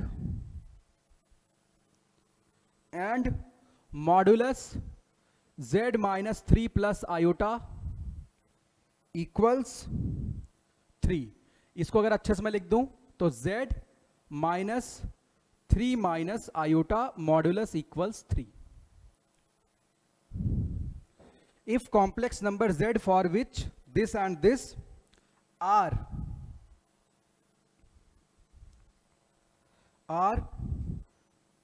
k minus 4 upon root 5 plus iota 1 plus 2 upon root 5 and k plus 4 by root 5 plus iota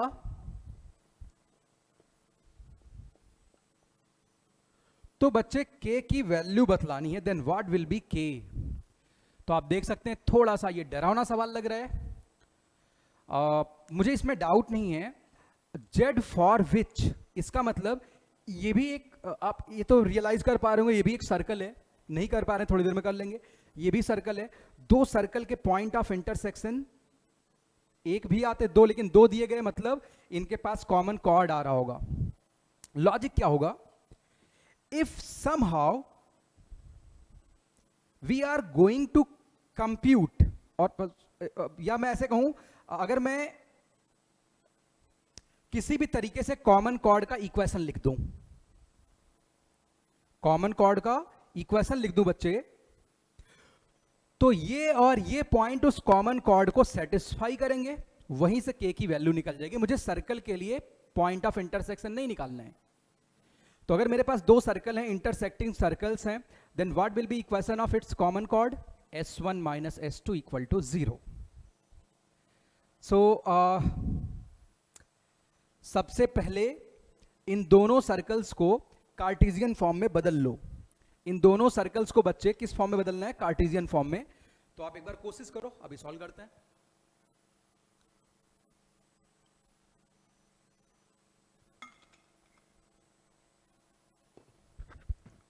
देखो, अगर आप इसमें x plus iota y put करके solve करेंगे, बहुत complicated हो जाएगा, right? तो जुगाड़ क्या लगाते हैं, जब भी आर्ग्यूमेंट फॉर्म में कुछ भी लिखा गया हो, argument of something upon something equal to some angle, तो सर्कल तभी होगा जब z का कोफिशिएंट आप 1 बना लो। ठीक है? मतलब सर्कल तो आपको अभी भी है, लेकिन तब आप इजिली कंपेयर कर पाएंगे। सबसे पहला काम क्या करना बच्चे? z के कोफिशिएंट्स न्यूमरेटर और डिनोमिनेटर में एक बनाना है। तो आप बच्चे यहां से 3 कॉमन निकाल लो।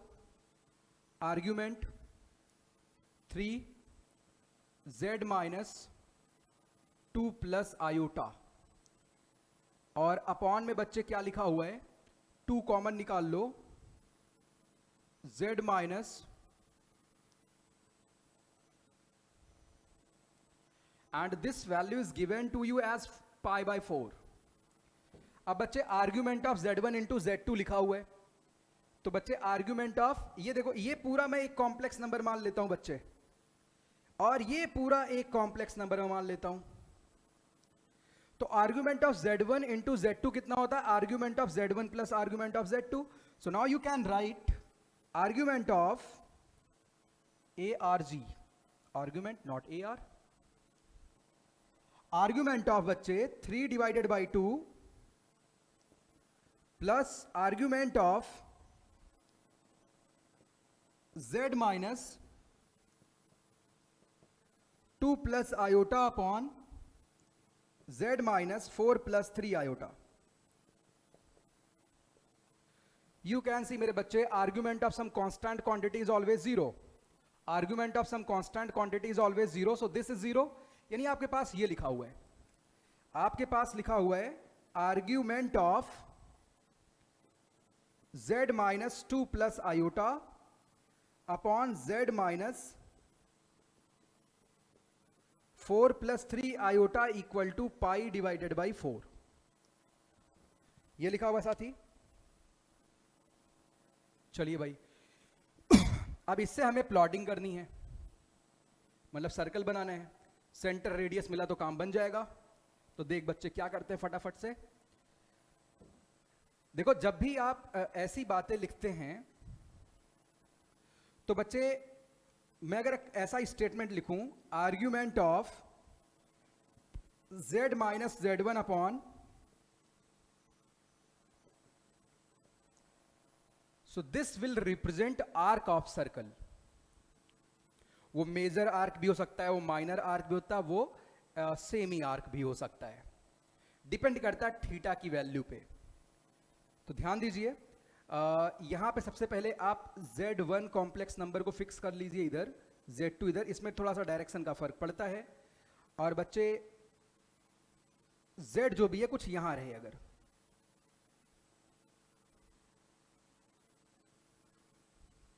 तो बच्चे आप देख सकते हैं इस केस में ये Z कहीं भी इस आर्क में घूमे,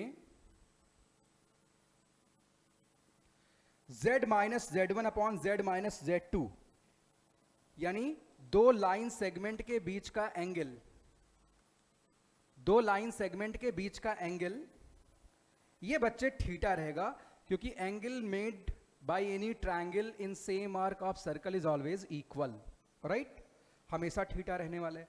तो छोटी सी ज्योमेट्री इसमें यूज में आ रही है।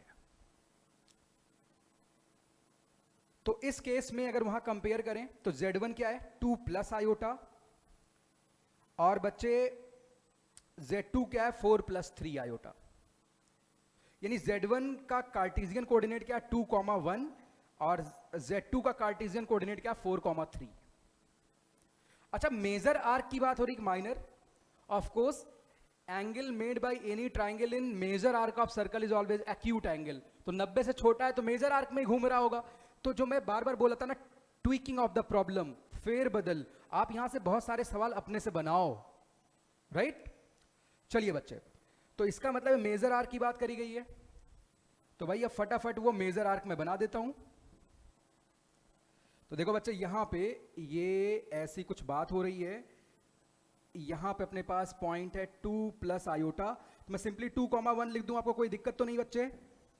यहां पे 4,3 लिख देता हूं साथी। अच्छा, यहां पे अपने पास Z है, और लाल ये एंगल 45 डिग्री दिया हुआ है।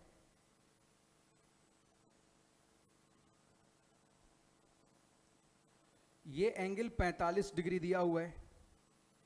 तो बच्चे सेंटर पे बना हुआ एंगल कितना हो जाएगा 90 डिग्री। सेंटर को Z0 मान लेते हैं, कितना हो जाएगा 90 डिग्री, और ये रेडियस ऑफ सर्कल R हो जाएगा। अगर मैं जैसे इस केस में मुझे सेंटर और रेडियस पता है, इसका भी सेंटर और रेडियस निकाल पा जाऊं, तो बच्चे बहुत प्यार से दोनों सर्कल के लिए कॉमन कॉर्ड लिख सकते हैं S1 माइनस S2 बराबर 0 करके, और उसको ये पॉइंट सेटिस्फाई कर रहा है तो K की वैल्यू झट से मिल जाएगी। ठीक है लाल, तो ये Z0 पता करना है। So what we should do here, बच्चे रोटेशन प्रॉपर्टी लगा देते हैं। तो 4 प्लस 3 आयोटा, मैं ऐसे लगा रहा हूं, इस पॉइंट को हिंज कर लिया, इसको एंटी क्लॉकवाइज में घुमा रहे हैं, कितने डिग्री से 90 डिग्री से, माइनस Z0 अपॉन R। जब आप इसको घुमाएंगे तो आप फाइनल माइनस इनिशियल अपॉन उसका मैग्नीट्यूड, जितने डिग्री से आप रोटेट कर रहे हैं, e पे पावर आयोटा पाई बाई 2, और फाइनल मंजिल पे पहुंच जाओ तो 2 plus iota minus Z0 upon. यानी बच्चे रोटेशन प्रॉपर्टी कैसे यूज करते हैं, थोड़ा सा समझा देता हूं इसे। जैसे मान लिया आपके पास Z1, Z2 और Z3 ये कॉम्प्लेक्स नंबर हैं। अब बच्चे मैं Z1 को Z2 के अबाउट एंटी क्लॉकवाइज को पॉजिटिव माना गया, रोटेट कर रहा हूं, तो आप करें क्या, पहले AB के अलोंग यूनिट वेक्टर लिखेंगे, उसमें E पे power iota theta, sorry BA के अलोंग आप यूनिट वेक्टर लिख लीजिए, या AB कर लीजिए, कोई फर्क नहीं पड़ेगा, क्योंकि मैं ऐसे घुमाता हूं तभी मैंने BA कर दिया। बराबर बच्चे आप फाइनल मंजिल पे पहुंच जाओ तो ये भी आप यूनिट वेक्टर कर देना। तो BA के अलोंग यूनिट वेक्टर का position of A minus position of B upon उसका मैग्नीट्यूड, इसका मैग्नीट्यूड यानी AB। और बच्चे कितने से रोटेट कर रहे हो, E पे पावर आयोटा थीटा, और आप फाइनली कहां पहुंच रहे हो C पे, तो बच्चे क्या होगा Z3 माइनस Z2 अपॉन इसका मैग्नीट्यूड BC। ये आपकी रोटेशन प्रॉपर्टी है, ये आपकी रोटेशन प्रॉपर्टी है। यानी अगर A को B के अबाउट एंटी क्लॉकवाइज रोटेट करते हैं तो BA वेक्टर इनटू जितने डिग्री से रोटेट कर रहे हैं E पे power iota theta equal to BC cap. तो बच्चे ये वाली तरकीब आप लगा सकते हो, राइट। तो आपको ये सब बात भाई पता होनी चाहिए इस सवाल में। खैर मैंने बता दिया, वैसे हमारा मोटिव केवल सवाल सॉल्व करना था कि मैं चाहता हूं कुछ लोगों का भला हो जिनको थोड़ा बहुत आता हो। ई पे पावर आयोटा पाई बाई 2, तो बच्चे यहाँ पे आई आ जाएगा, यहाँ पे आप पुट करिए लाल, तो यानी 4, ये आर आर तो कट जाएंगे, मैं इसको रब कर देता हूँ क्योंकि ये वाला पॉइंट तो हमें रखना पड़ेगा अपने पास, दोबारा मैं पेज की तरफ भी नहीं जाना चाहता हूँ। चलिए भाई, तो यहाँ पे बच्चे 4 प्लस 3 आयोटा, ऐसा 4 plus 3 iota minus z naught. अच्छा बच्चे ये आयोटा यहां पे ई पे पावर आयोटा पाई बाई 2 का मतलब क्या हुआ, iota equal to 2 plus iota minus z naught. अच्छा लाल अब क्या करेंगे, आयोटा मल्टीप्लाई करेंगे तो 4 आयोटा माइनस 3 आएगा, 4 आयोटा माइनस 3 आएगा, 2 को इधर भेज देते हैं लेफ्ट साइड में, तो minus 5 plus 3 iota equal to z naught iota right side में आएगा बच्चे, तो माइनस जेड नॉट मैंने कॉमन निकाला, 1 माइनस आयोटा। बच्चे 1 माइनस आयोटा से डिवाइड करके आप, क्योंकि आपको जेड नॉट चाहिए तो आप जेड 1 प्लस आयोटा से ऊपर नीचे मल्टीप्लाई कर दो। तो बच्चे पहले माइनस को भगाते हैं, बहुत झमेला हो रहा है, अपॉन 1 प्लस आयोटा से मल्टीप्लाई करेंगे आप ऊपर नीचे, तो यहाँ 2 आएगा और यहाँ पे 1 प्लस आयोटा, भाई इतनी वर्किंग आप करिए, तो 5 3 8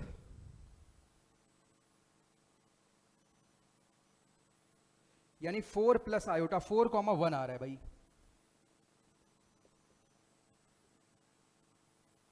4 प्लस आयोटा आ गया जेड नॉट।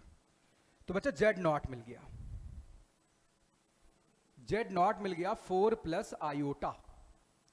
तो अब इस सर्कल का इक्वेशन लिख पाएंगे बच्चे, यानी 4,1 आ गया, तो रेडियस कितना आएगा इस सर्कल का, सेंटर क्या आ गया 4,1, अगर मैंने सब कुछ सही किया तो बच्चे देखते हैं यहां पे रेडियस होएगा यानी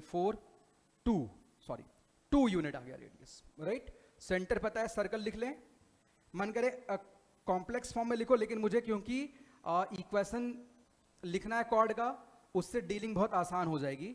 तो बच्चे x माइनस 4 का स्क्वायर प्लस y माइनस 1 का स्क्वायर बराबर क्या लाल, रेडियस का स्क्वायर कहे तो 4। ठीक है, ये स्टेप मैंने लिख दिया भाई यहाँ पे। अच्छा इस सर्कल का इक्वेशन भी लिख लिया जाए, तो बच्चे यहां से आएगा x माइनस 3 का स्क्वायर प्लस y प्लस 1 का स्क्वायर इक्वल टू 9। ये बच्चे दोनों सर्कल्स मैंने लिख दिए। अब दोनों में क्या लगाएंगे, s1 minus s2 equal to 0।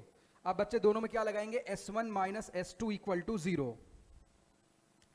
s1 minus s2 equal to, अब 0 लगाने वाले हैं। तो बच्चे x square y square cut जाएगा, वहां माइनस 6x, यहां माइनस 8x, तो 2x आ गया, राइट। माइनस वहां पे माइनस प्लस 2y, यहां पे माइनस 2y प्लस 4y आ गया। 16 1, अच्छा उधर पहले देख लेते हैं, 9 9 गया, माइनस 1 आया, यहां पे 16 1 17 माइनस 13 12 आ गया बच्चे, यानी x प्लस 2y बराबर क्या आ गया, 6 आ गया। अच्छा लाल अब ये किसका इक्वेशन आ गया जो मैंने लिखा है, अरे ये तो मैंने बहुत जल्दी लिख दिया, मैंने s1 माइनस s2 बराबर 0 कर दिया, शून्य कर दिया।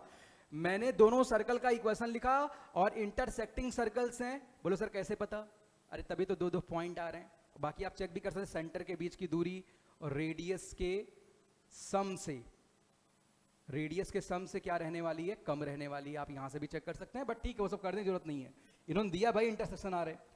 तो s1 माइनस s2 बराबर 0 कर दिया, इससे बच्चे ये मुझे कॉमन कॉर्ड मिल गया, ये दोनों पॉइंट इसको सेटिस्फाई करेंगे। तो अगर बच्चे ये वाला पॉइंट मैं पुट कर दूं, x कोऑर्डिनेट क्या, k minus 4 divided by root 5 plus 2, y coordinate बच्चे ये x कॉमा y लिखा हुआ ना, क्योंकि दोनों सर्कल का point of intersection this and this are है, sorry this comma this are है, यानी ये x कोऑर्डिनेट है y, उधर वो x वो y, तो 2y यहां पुट करते हैं, तो 1 plus 2 by root 5,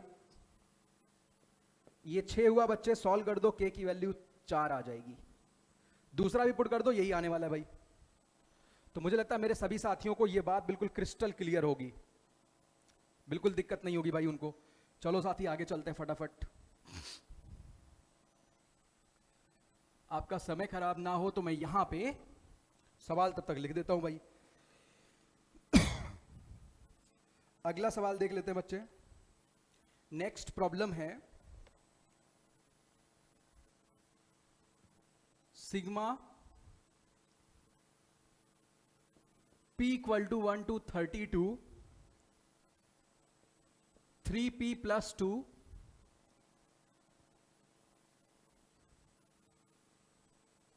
sigma q equal to 1 to k sine 2q pi by 11। ऐसे सवाल जेई के लिए मैंने पहले भी कहा था इंपॉर्टेंट होते हैं।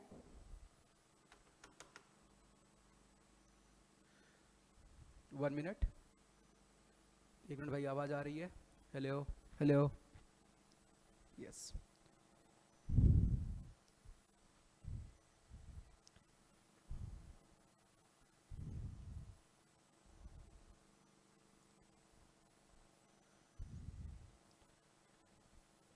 तो साथी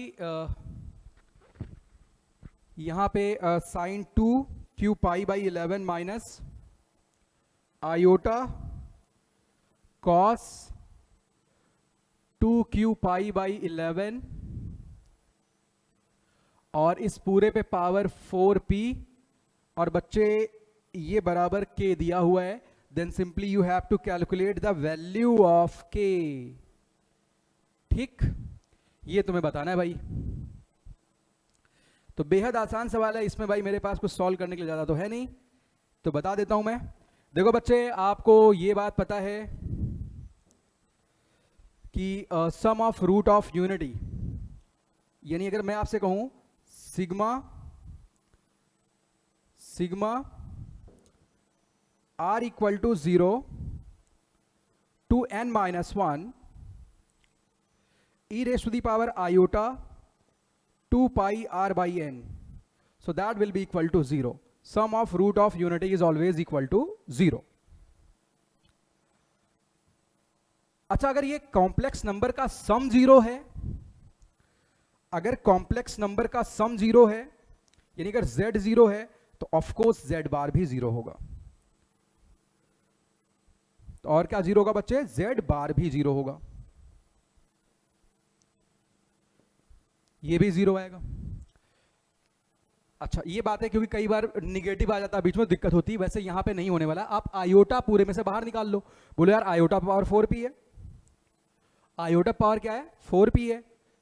और फिर देखो यहां पे q पे लिमिट लगी, फिर p पे लगी है। अरे बिल्कुल परेशान मत हो बच्चे, आप आयोटा पे पावर 4p को बाहर कर लो, ये तो पूरा गया ही, तो -1 बाई आयोटा यहां पे आएगा। पूरी बात भाई गौर से सुनना, जब आप माइनस आयोटा बाहर निकालोगे, यहां से लोग कैलकुलेट करते हैं, माइनस आयोटा बाहर किया, प्लस आया, यहां पे बच्चे -1 बाई आयोटा आएगा, ऊपर नीचे आयोटा मल्टीप्लाई किया, प्लस आयोटा बन गया। बाकी आयोटा पावर 4p क्या हो जाएगा? 1। आयोटा पावर 4 1 होता है। ठीक, ये बन गया। अच्छा, ये अंदर क्या लिखा हुआ है? कहीं ये अंदर ऐसी बात तो नहीं लिखी हुई है?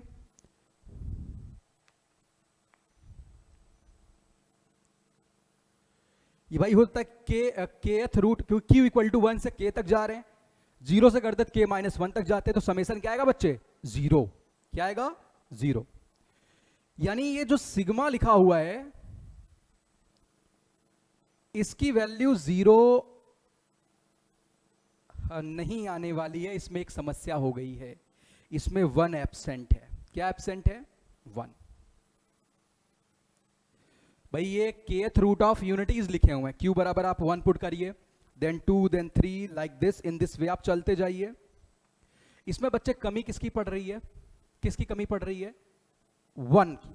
यहां पे 1 कैसे है? क्योंकि जब आप 0 r पुट कर रहे हो यहां पे, तो 1 प्लस अल्फा स्क्वायर, यहां पे तो अल्फा से स्टार्टिंग हो रही है, अल्फा पे पावर k तक जा रहे हैं, 1 की कमी है। तो बच्चे यहां पे मैं क्या करूंगा, यहां पे एक 1 ऐड कर दिया और एक 1 सब्ट्रैक्ट कर दिया मेरे लाल। तो अब ये 1 ऐड करते ही ये पूरा समेशन कितना हो जाएगा? ये तो शून्य हो जाएगा। -1 पे पावर 4p क्या हो जाएगा? 1। सिंपली ये तुम्हें कैलकुलेट करना, वो तो मीनिंगलेस था। तो बच्चे p इक्वल टू 1 से 32 3p निकालना है। 3 सिग्मा से बाहर कर दो लाल, 3 इंटू 32 इंटू 33 डिवाइडेड बाई 2, और 2 को फिर 32 बार जोड़ना है तो 64, और यही बच्चे k की वैल्यू हो जाएगी। ठीक, यही k की वैल्यू हो जाएगी। तो यहां पे देखते हैं लाल, यानी 3 into 16 into 33 plus 64 equal to k। बच्चे आप यहां से 16 कॉमन निकालिए, 99 प्लस 4 इक्वल टू k। तो k की वैल्यू कितनी आ गई, 103 इंटू 16। अब साथी आप ये कैलकुलेशन कर लेना, तो मैं राइट आंसर देगा, कौन गुणा करे। वैसे 1648 शायद आएगा, तो yes 1648। So right answer will be 1648। ये बच्चे सही आंसर हो गया इसका। तो आप देख सकते हैं nth रूट ऑफ यूनिटी का पावर, भाई ऐसे ऐसे सवाल मिल सकते हैं। अब लाल फटाफट से हम आगे चलते हैं, अगले सवाल की तरफ बढ़ते हैं।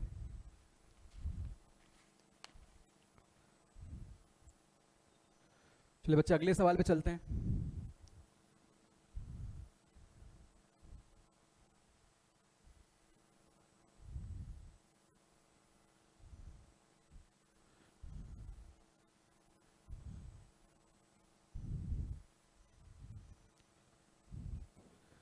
चलो बच्चे, तो नेक्स्ट प्रॉब्लम देखते हैं।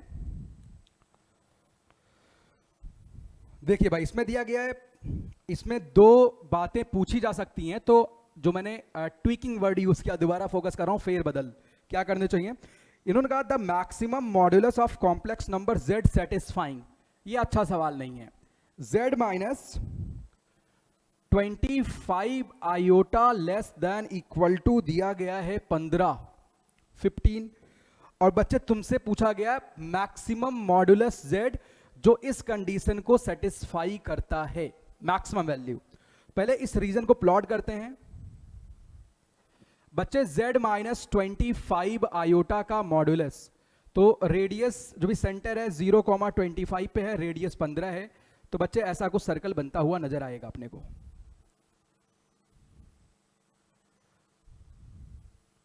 0, और बच्चे लेस देन इक्वल टू 15 लिखा हुआ है, यानी इस सर्कल के पूरे इंटरनल रीजन की बात हो रही है। z कहीं भी हो सकता है, इस पूरे रीजन में बच्चे कहीं भी हो सकता है। अच्छा, मॉड्यूलस z कहे तो ओरिजिन से ज्यादा दूरी पे कहां रहेगा, z यहां हो सकता है, यहां यहां यहां कहीं कहीं। आपको सबसे ज्यादा दूरी यहां दिख रही है। आप घूमिए z को कहीं ले जाइए इस रीजन में, आपको सबसे लंबी दूरी यही नजर आएगी भाई, सबसे लंबी दूरी यही नजर आएगी, डायमेट्रिकली अपोजिट। तो बच्चे ये तो 25 है टोटल, 25, और इसका रेडियस कितना 15। तो 25 plus 15 will be right answer. अच्छा, अगर मैं आपसे ये कहूं कि भाई वो कॉम्प्लेक्स नंबर साथ के साथ बतला दो जिसका आर्ग्यूमेंट मिनिमम हो, एक बार क्या हो, मिनिमम हो। तो बच्चे मिनिमम के लिए कैसे चलना पड़ेगा, आपको टेंजेंशियली चलना पड़ेगा मिनिमम मैक्सिमम के लिए। आप फिर से गौर करिएगा, यहां पे ये बच्चे ऐसी कुछ लाइन बन रही है, विजिबिलिटी देख लेता हूं, ठीक है कोई दिक्कत नहीं है। अच्छा, अगर मैं अब इसके अलावा कोई भी लाइन बनाऊंगा बच्चे, तो उसका एंगल जो भी होगा ज्यादा होगा। अगर आप यहां से लेंगे ज्वाइन करेंगे तो एक्स एक्सिस से एंगल ज्यादा ही बन रहा होगा, और सबसे ज्यादा कब बनेगा, जब आप टेंजेंशियली ऐसे निकल जाए तो सबसे ज्यादा बनेगा। ठीक है, अब देखो बच्चे, इसका जो रेडियस है वो 15 है,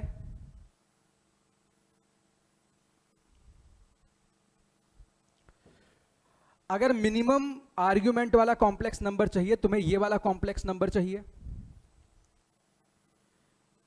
ठीक है बच्चे, और तुम्हारे पास ये लेंथ भी अवेलेबल है। अच्छा, ये एंगल भी तुम्हारे पास अवेलेबल है। अगर मैं यहां से परपेंडिकुलर बनाऊं बच्चे, तो जितना ये एंगल है उतना ये एंगल होगा। अगर ये थीटा, तो ये भी क्या होगा, थीटा होगा। अच्छा, इसी का वाई एक्सिस में रिफ्लेक्शन ले लेंगे तो दूसरा वाला मिल जाएगा। काफी सिमेट्री चल रही है। तो बच्चे ये एंगल थीटा कैसे बतलाया जाए, अरे बाबा इसका रेडियस तो 15 है, तो मेरे बच्चे साइन थीटा तुम्हें तुरंत मिल जाएगा। मेरे बच्चे तुम्हें तुरंत क्या मिल जाएगा, साइन थीटा मिल जाएगा। ये होगा 15/25, यानी 3 divided by 5, 3 divided by 5। Sine theta कितना है बच्चे, 3 डिवाइडेड बाई 5। चलिए, मैंने साइन थीटा तो निकाल रखा है भाई, कॉस थीटा 4/5 होगा। अब बच्चे तुम्हें ये लेंथ चाहिए होगा, ये O है, इसको A बोल लेते हैं, OA का लेंथ चाहिए होगा। तो बच्चे OA का लेंथ कैसे निकाला जाए? OA का लेंथ होगा बच्चे 25 का स्क्वायर माइनस 15 का स्क्वायर। आप डायग्राम में देख सकते हैं, राइट एंगल ट्रायंगल है। तो 625 माइनस 225 400 यानी 20 आ गया बच्चे। तो ये कितना आ गया? 20 आ गया OA का लेंथ। तो देखो बच्चे, मुझे A का कोऑर्डिनेट चाहिए, तो पहले मैं OM निकाल लेता हूं। तो OM कितना होगा लाल? OM होगा OA साइन थीटा। और बच्चे OA कितना है? बच्चे OA कितना है? 20। और साइन थीटा कितना है लाल? साइन थीटा कितना है बच्चे? 3/5 यानी 12 आ गया बच्चे। अब AM चाहिए, अब बच्चे AM चाहिए, तो AM कितना होगा? OA cos theta. cos theta 4/5 है, 4/5 है, वो 16 आ जाएगा। अरे बाबा, ये तो कोऑर्डिनेट मिल गया। ये आया कितना? 12 + 16 आयोटा। ये वो कॉम्प्लेक्स नंबर है जिसके करस्पॉन्डिंग मिनिमम आर्ग्यूमेंट होगा और इस कंडीशन को सेटिस्फाई भी करेगा। अच्छा, मिनिमम आर्ग्यूमेंट और मैक्सिमम वाला क्या हो जाएगा? तो बेसिकली मैक्सिमम वाला इधर कहीं आएगा, इसी का रिफ्लेक्शन ले लो सिमेट्री से। तो -12 + 16 आयोटा। चलिए बच्चे, तो ये बात भी शायद आप समझ गए होंगे अच्छे से। ठीक है, तो मिनिमम और मैक्सिमम आर्गुमेंट पे बैटिंग कर पाएंगे लाल? ये एक ठीक ठाक सा सवाल है, कोई बहुत अच्छा तो नहीं है। अगला सवाल आते हैं, देखते हैं भाई।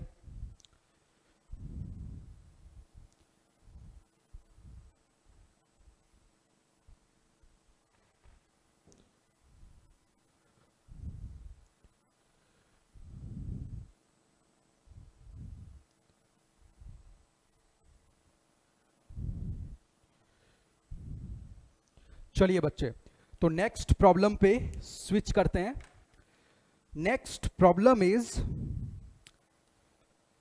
What will B least positive integer k satisfying the condition x raised to the power 5 - 1 equals x - 1 x square minus 2x cos k pi/5 cos k pi/5 plus 1 into x square minus 2x cos 4 pi/5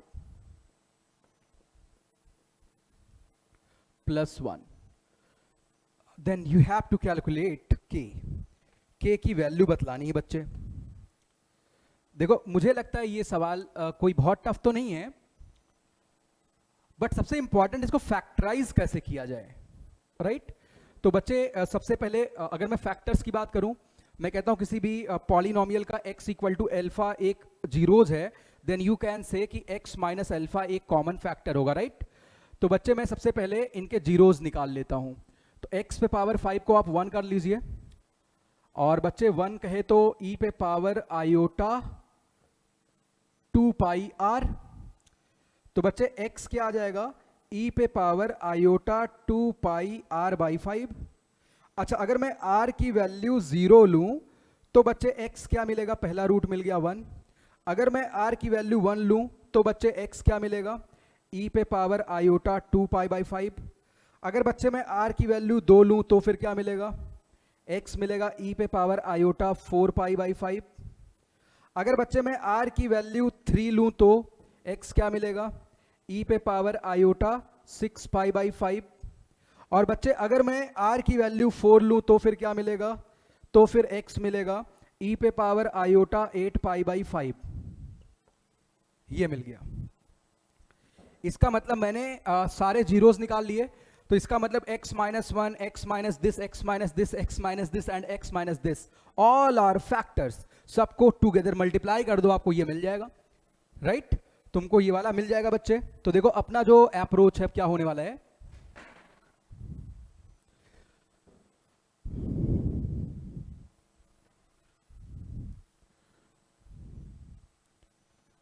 तो बच्चे, अब यहां से मैं इसको ऐसे लिख देता हूं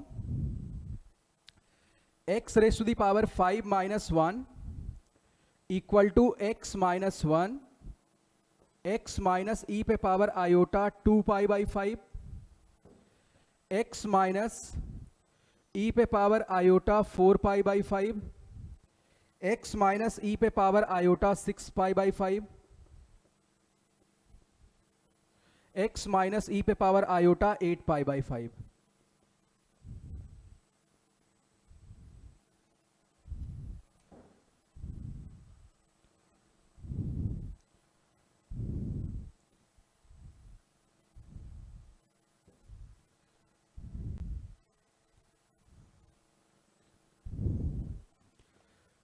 ठीक है बच्चे, तो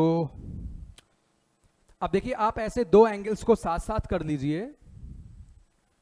जिनका एडिशन 2 पाई आ रहा है, यानी 2 पाई बाई 5 और 8 पाई बाई 5 का सम कितना आ रहा है, 2 पाई आ रहा है। इन दोनों को आप साथ साथ कर लीजिए।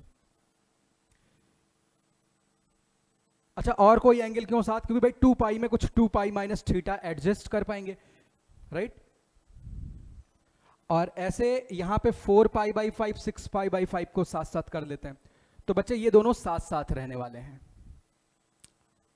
ये दोनों बच्चे क्या रहने वाले हैं, साथ साथ रहने वाले हैं।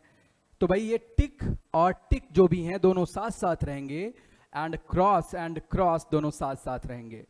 और बच्चे इनको अब साथ साथ करते हैं, तो x minus 1 x minus e raise to the power iota 2 pi by 5 x minus e पे पावर आयोटा 8 पाई बाई 5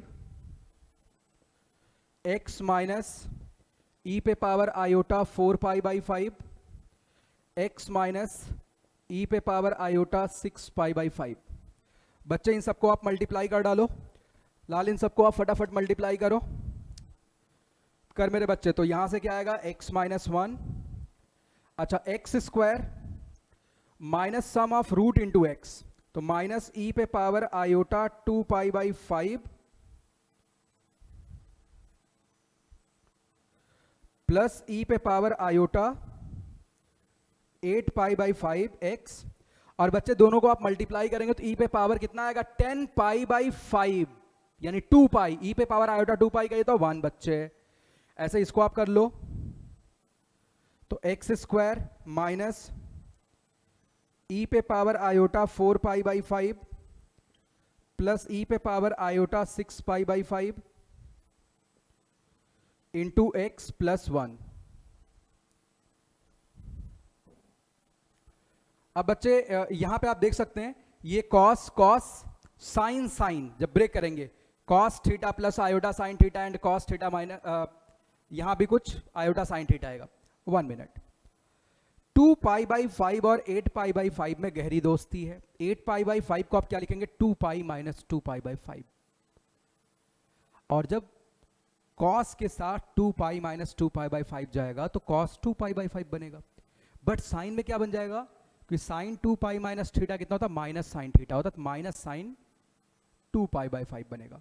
तो इसको ब्रेक करेंगे तो cos 2 pi by 5 plus iota sine 2 pi by 5 आएगा। यहां पे cos 2 pi minus 2 pi by 5 plus iota sine 2 pi minus 2 pi by 5, sine वाले cut गए। वैसे वहां भी होने वाला है, राइट। वैसे ही बच्चे वहां भी होने वाला है। सवाल देखो यहां पे पूछने वाले ने दिमाग लगाया, वैसे यहां पे एक से ज्यादा पॉसिबिलिटी हो सकती है, राइट। क्योंकि 2 कॉस के पाई बाई 5 इन्होंने लिख दिया, तो अब डिपेंड करता है मैं इसके अकॉर्डिंग तोड़ूं कि इसके अकॉर्डिंग तोड़ूं। सवाल में कुछ लिखा तो नहीं, एक बार देख लेता हूं। अच्छा, लीस्ट पॉजिटिव इंटीजर भाई लिखा हुआ है इन्होंने, लीस्ट पॉजिटिव। तो इसका मतलब अगर मैं चाहता तो ऐसे भी लिखता ना, 2 पाई बाई 5 को 2 पाई माइनस 8 पाई बाई 5, लेकिन लीस्ट पूछा हुआ है तो 8 नहीं चाहिए, 2 वाला चाहिए। तो नहीं बच्चे, इसको जब आप ब्रेक करेंगे तो ये 2 बार जुड़ेगा। वैसे इसको ब्रेक करेंगे तो cos 4 पाई बाई 5 2 बार जुड़ेगा, राइट। गॉट इट, कोई दिक्कत तो नहीं। देख लो, दोबारा बता देता हूं। ई पे power iota 2 pi by 5 plus e पे power iota 8 pi by 5, that will be equal to 2 cos 2 pi by 5। मर्जी का मालिक है बच्चे, ये होगा या फिर ये भी हो सकता है। वैसे यहां भी 2 cos 4 पाई बाई 5 या फिर 2 cos 6 पाई बाई 5 हो सकता है। तो आप एग्जाम में ऐसे कुछ कुछ सवाल खुद से बनाने की कोशिश करो, ऐसा भी सवाल हो सकता है, ठीक है। ये लॉजिक आप देख लो बच्चे। तो इसका मतलब k की वैल्यू कितनी होनी चाहिए? 2, k should be 2, k should be बच्चे 2। बस जल्दी मेरी यात्रा पूरी होने वाली है भाई। चलो बच्चे आगे चलते हैं, नेक्स्ट प्रॉब्लम की तरफ बढ़ते हैं लाल। तो फटाफट नेक्स्ट प्रॉब्लम देखते हैं।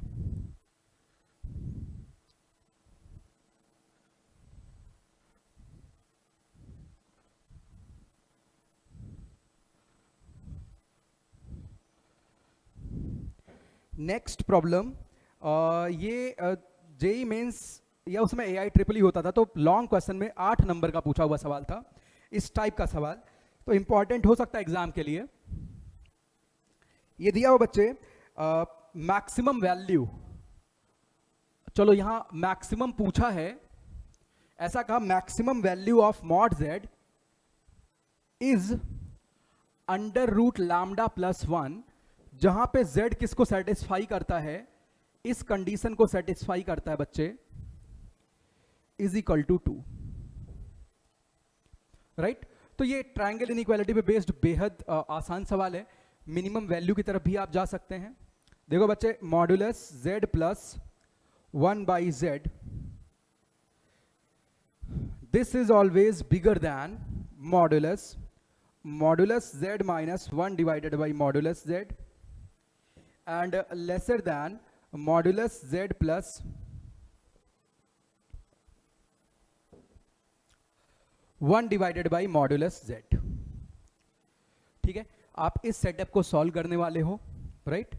तो बच्चे यहां पे ये वैल्यू 2 दे रखी है, यानी 2 is less than equal to modulus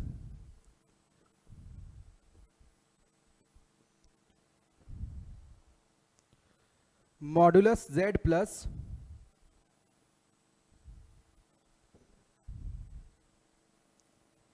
right. अगर मैं इसकी बात करूं, इसका तो हालचाल हमेशा अच्छा है, क्योंकि यहां पे एंड चल रहे हैं। mod z plus 1 by mod z, of course if you are going to use am is greater than equal to gm, you can say कि हमेशा ये 2 से बड़ा रहेगा। इसका हालचाल हमेशा बढ़िया है, only you have to bother about left hand inequality. इसका तो हालचाल मस्त है, अगर x is positive then you can say x plus 1 divided by x is always greater than equal to 2, right. तो इसको सॉल्व करना है, यानी बच्चे, और दोनों का कॉमन लिखना होता है, तो mod z minus 1 divided by mod z बच्चे, ये -2 और +2 के बीच में होगा। अगर मैं मॉड z को r मान लूं, let mod z equal to r, then you can say r minus 1 divided by r is greater than -2 and is smaller than +2। और बच्चे इसे आप मल्टीप्लाई वगैरह कर लो, तो एक साइड ऐसा आएगा r square plus 2r minus 1 is bigger than 0 and और बच्चे यहां पे आएगा r square minus 2r minus 1 is lesser than 0। तो अगर इस सेटअप को मैं सॉल्व करूं, r square minus 2r plus 1 bigger than -1 bigger than 0, तो बच्चे r पहले रूट निकाल लेते हैं, -1 प्लस माइनस अंडर रूट 2 आएगा, और बच्चे यहां से r कितना आएगा, 1 प्लस माइनस अंडर रूट 2 आएगा। तो बच्चे एक केस से ये आ रहा है कि r जो भी है -1 माइनस रूट 2 -1 माइनस रूट 2 इससे छोटा हो या -1 प्लस रूट 2 से बड़ा हो। और बच्चे एक में और क्या आ रहा है, यहां पे लेस देन इक्वल टू 0 है, तो r 1 माइनस रूट 2 और 1 प्लस रूट 2 के बीच में है। तो बच्चे 1 माइनस रूट 2 कुछ यहां पे आएगा, 1 माइनस रूट 2 कुछ यहां पे आएगा, और 1 प्लस रूट 2 कुछ यहां पे आएगा।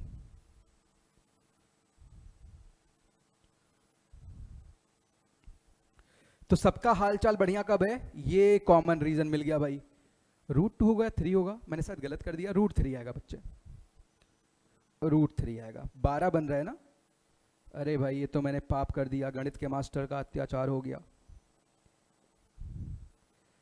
अत्याचार हो नहीं गया, अत्याचार कर दिया। चलो बच्चे, तो r किसके किसके बीच में आया, आप देख सकते हो लाल, r जो भी आ रहा है रूट 3 माइनस 1 से बड़ा आ रहा है, और छोटा किससे आ रहा है लाल, 1 plus root three, root three plus 1 से छोटा आ रहा है। तो आपको चाहिए क्या था, मॉड जेड का मैक्स चाहिए था, तो यानी रूट थ्री प्लस 1 होगा। तो बच्चे लैम्डा की वैल्यू कितनी आ जाएगी, lambda will be equal to 3, right. चलिए भाई, तो बच्चे हम नेक्स्ट प्रॉब्लम की तरफ बढ़ते हैं। अब बच्चे हम नेक्स्ट प्रॉब्लम की तरफ बढ़ते हैं।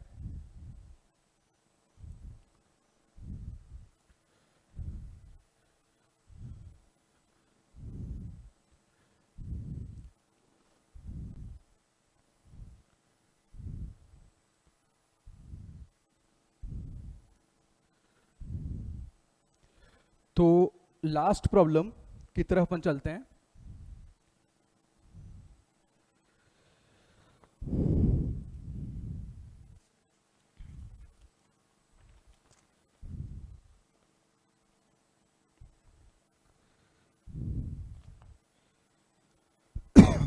यहां पे बच्चे ये दिया हुआ है, if alpha is 20th root of unity, alpha is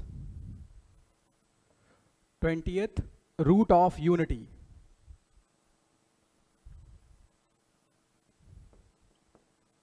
and it is given to you कि भाई एल्फा 1 नहीं हो सकता है, then you have to simply compute sum up to 20 terms in this series 1 plus 3 alpha plus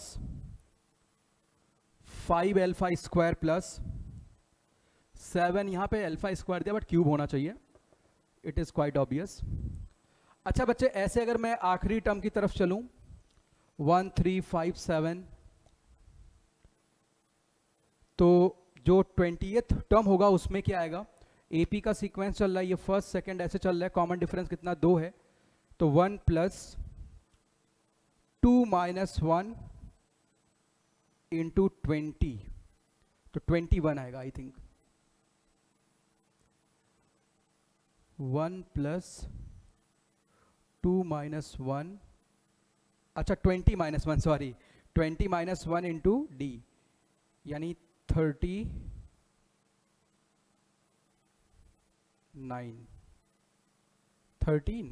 okay, तो 39 आएगा।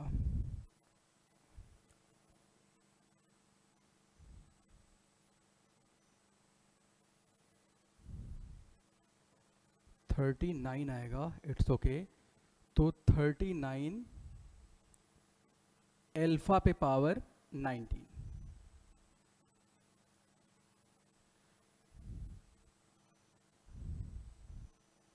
One minute, 39 first plus के माइनस 1 इंटू डी 19 ठीक है, राइट है, कोई दिक्कत नहीं बच्चे। अब ये आप दोनों तरफ अल्फा से मल्टीप्लाई करके, ये बहुत आसान सी बात है, एजीपी दिख रही है, दोनों तरफ अल्फा से मल्टीप्लाई करके बच्चे एक टर्म छोड़ के सबट्रैक्ट कर दो, तो you will get here alpha plus 3 alpha square in this way plus 5 alpha cube similarly, and your last term second last term is 37, तो यहाँ पे alpha raise to the power 19, और बच्चे यहाँ पे बिल्कुल अंत में आएगा 39 alpha raise to the power 40, और इनको मेरे लाल आप माइनस करेंगे, इनको बच्चे आप क्या करेंगे, माइनस करेंगे, तो बच्चे यहां से क्या आएगा, S20 1 माइनस अल्फा, तो 1 plus 2 alpha plus 2 alpha square plus 2 alpha cube, similarly you can see here 2 alpha raise to the power 19 minus simply 39 लिख देता हूं अल्फा पे पावर 40, क्योंकि बच्चे alpha 20th root of unity है, तो यू कैन से कि अल्फा पे पावर 20 बाई 1 होगा, तो 40 भी 1 हो जाएगा। अच्छा बच्चे, सम ऑफ रूट ऑफ यूनिटी क्या होता है, 0 होता है, सम के लिए यहां पे 2 की कमी पड़ रही है, तो एक 1 यहां पे बच्चे ऐड कर दो और एक 1 सबट्रैक्ट कर दो, इसके साथ चला गया, ये पूरा एडिशन मेरे बच्चे तुम्हें क्या मिल जाएगा, 0, ये पूरा एडिशन क्या मिल जाएगा तुम्हें, 0, माइनस 40 आ गया लाल, तो S20 मेरे बच्चे, S20 तुम्हें क्या मिलेगा, minus 40 divided by 1 minus alpha, यानी 40 डिवाइडेड बाई अल्फा माइनस 1, तो बच्चे जो लिखा हुआ था सवाल में क्या दिया था मैंने, ये जो समेसन दिया था, if alpha is 20th root of unity and alpha is not equal to 1 then S20, क्योंकि इंटीजर टाइप सवाल होता, मैंने सवाल मिस कर दिया और जोश जोश में, तो ये alpha lambda upon alpha minus 1 था, then you have to compute lambda. बच्चे लैम्डा कितना आ जाएगा, लैम्डा कितना आएगा लाल, 40। सॉरी एक बार दोबारा बता देता हूँ, सवाल ये दिया हुआ था कि इस 20th टर्म का जो सम है that is lambda upon alpha minus 1, जहाँ पे एल्फा 1 के बराबर नहीं है, alpha 20th root of unity है, तो बच्चे तुम्हें लैम्डा की वैल्यू बतानी हो 40 आएगी। ठीक है, इस तरीके से आप सॉल्व करेंगे। चलो लाल, तो इसमें इतना रखते हैं, थैंक यू, बाय बाय।